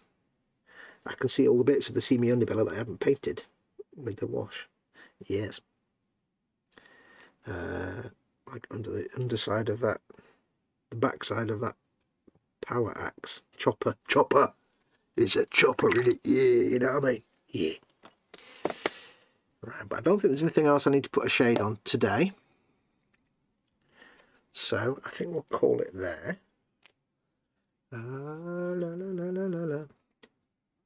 Dry. The next step, I'm not sure what that will be, because I'm just, the thing is, right, when I come into a build, like a figure, I might have a plan as to how I'm going to paint it, because, you know, you've got to be, when you're painting a figure, you've got to know the order. You've got to go from the inside out or the outside out, however you're doing it. When it comes to vehicles like this, there's no real plan. I don't start with a plan. I'm going to paint this and then this and then this and then do that bit and then this. It's not that at all. That's not how it works. I tend to have a very rough idea. Like, I knew I was going to do the rust and then the blue and then all the bits and details and then the tracks and then the matte varnish and then the highlights. But other than that, it's all just making up as it goes along, and that's where this becomes fun. There's no harm in planning properly and having a solid painting plan even written down so you know which bit to do. But to me, by that point, it's just becoming, although you've set the numbers, it's still paint by numbers. Whereas if you're just making it up as you go along, then you're just slapping paint around, and there'll be happy accidents. You'll do something and think, oh, I know what will go well with that, or oh, I never thought of that, or oh, that came out looking really nice. Or you might do a bit of a brown wash on something and think, put a bit more green in, that'll look great. So you add some green, or whatever you're doing. I think there's lots more fun to be had when you just make stuff up. Have a rough idea, you know, but then just kind of add the randomness, because especially when it's going to be a weather, if it's going to be like a shiny car, or a motorbike or something, you can't really do that because that's a very precise paint job. When you're doing something like rough and ready, like an Ork vehicle or anything that's going to be weathered and beaten and battered, and worn and chipped and well used, you've got the freedom then. Just be like nature, be random. If you're doing like a junkyard abandoned car, be like nature, it's random. Use the correct order, like understand what order weathering occurs. Like, you know, you start with the paint, that chips off, then you get corrosion, then you get rust, then you get the leaching around the edges of paint, and that you understand the order that things happen, because you need to make it look convincing like that, but still be randomness. Right, well, I think we're going to call it there, because there's nothing else I can do now while that's drying, and I've kind of done all the washes. Nothing else I can start that I'll finish in the next 25 minutes or so. So we'll call it a show there. Thank you so much for watching. Tomorrow, we'll be back tomorrow with another morning nonsense. What day is it? Thursday. It might be this, it might be the DeLorean. I'll see what's coming in the pack for the DeLorean. And then on Friday, of course, it's Far Cry 5. It's a Let's Play day. Then on Monday, of course, next week, we're back to Far Cry Primal again. And it's always going to be now Monday, gaming, Wednesday, Thursday, Friday, bench. Hang on, water. Right, Monday, Primal. Tuesday, Wednesday, Thursday, bench. Friday, Far Cry 5. That's the way things are going to be. Eventually we'll change those games out, but when I either finish them or get bored or decide to play something else. But for now, yeah, we're going to do, that's what it's going to be. As best as possible. As you've seen, obviously, over the last couple of weeks, there's occasional days where I can't make it. So if you get here, if it's going to be like an hour late, because sometimes it might start, I'll put a note in the chat, in the live chat. So if you come to the stream and it's got a thing, if it's going to be an hour late, I'll put a thing saying we're going to start at 12 or whatever. But if it's not started, if there's no note in there and it's not got, you've not heard anything by say midday, it's probably been cancelled. If I've not been able to put a thing on it saying no show today. Oh, right at the end, the one, the only, our roving eye in the sky in the traffic helicopter, Jeff from WKBZ. Traffic news. Yeah, we're in the helicopter now. It's there's a lot of traffic on the I-35. It's backing up quite seriously. I don't know what I'm doing. I'm trying to do the helicopter thing, but it's not very good. Jeff is in. He says, "Ha! Got in just in time for the end. Looks like I'll rewind and watch though. Take care, everyone." Wait, Jeff, because of course you need your quote, because you are the inimitable, indefatigable, insubstantial. That's not really a good word. Invariable. Candy Grand for Mongo. Jeff. Our own very own Carl Sagan. The suppression of uncomfortable ideas may be common in religion and politics, but it is not the path to knowledge. It has no place in the endeavour of science. There you go. That's your Carl Sagan quote for the day. I had that one lined up ready. I'd even rehearsed it. I like how the call sign for my radio station changes daily, because I'm trying desperately to say WKCRP or whatever it is from that TV series, because that would be really stupid. So yeah, WK, I don't even know where you are in the US, so WKBD. You're still the right, you guy in the helicopter, you know, giving us the traffic report from the I-30, IXX, because we don't know which one it is, the I-158, which is always backed up, because it's always rush hour, there's always a white Bronco being chased down it or something, I don't know. But thank you for coming in even right at the end. But yes, that's going to do us for today. So I'll give you a quick last look. We've obviously got the Super Cannon that we've done some of the shading on. You can see some of that is now looking a lot more grubby. You can see some of the shading there has come out quite nice.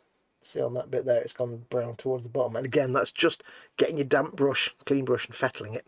Otherwise you get a big coffee line. On the vehicle itself, that's now dry enough, I can turn it over.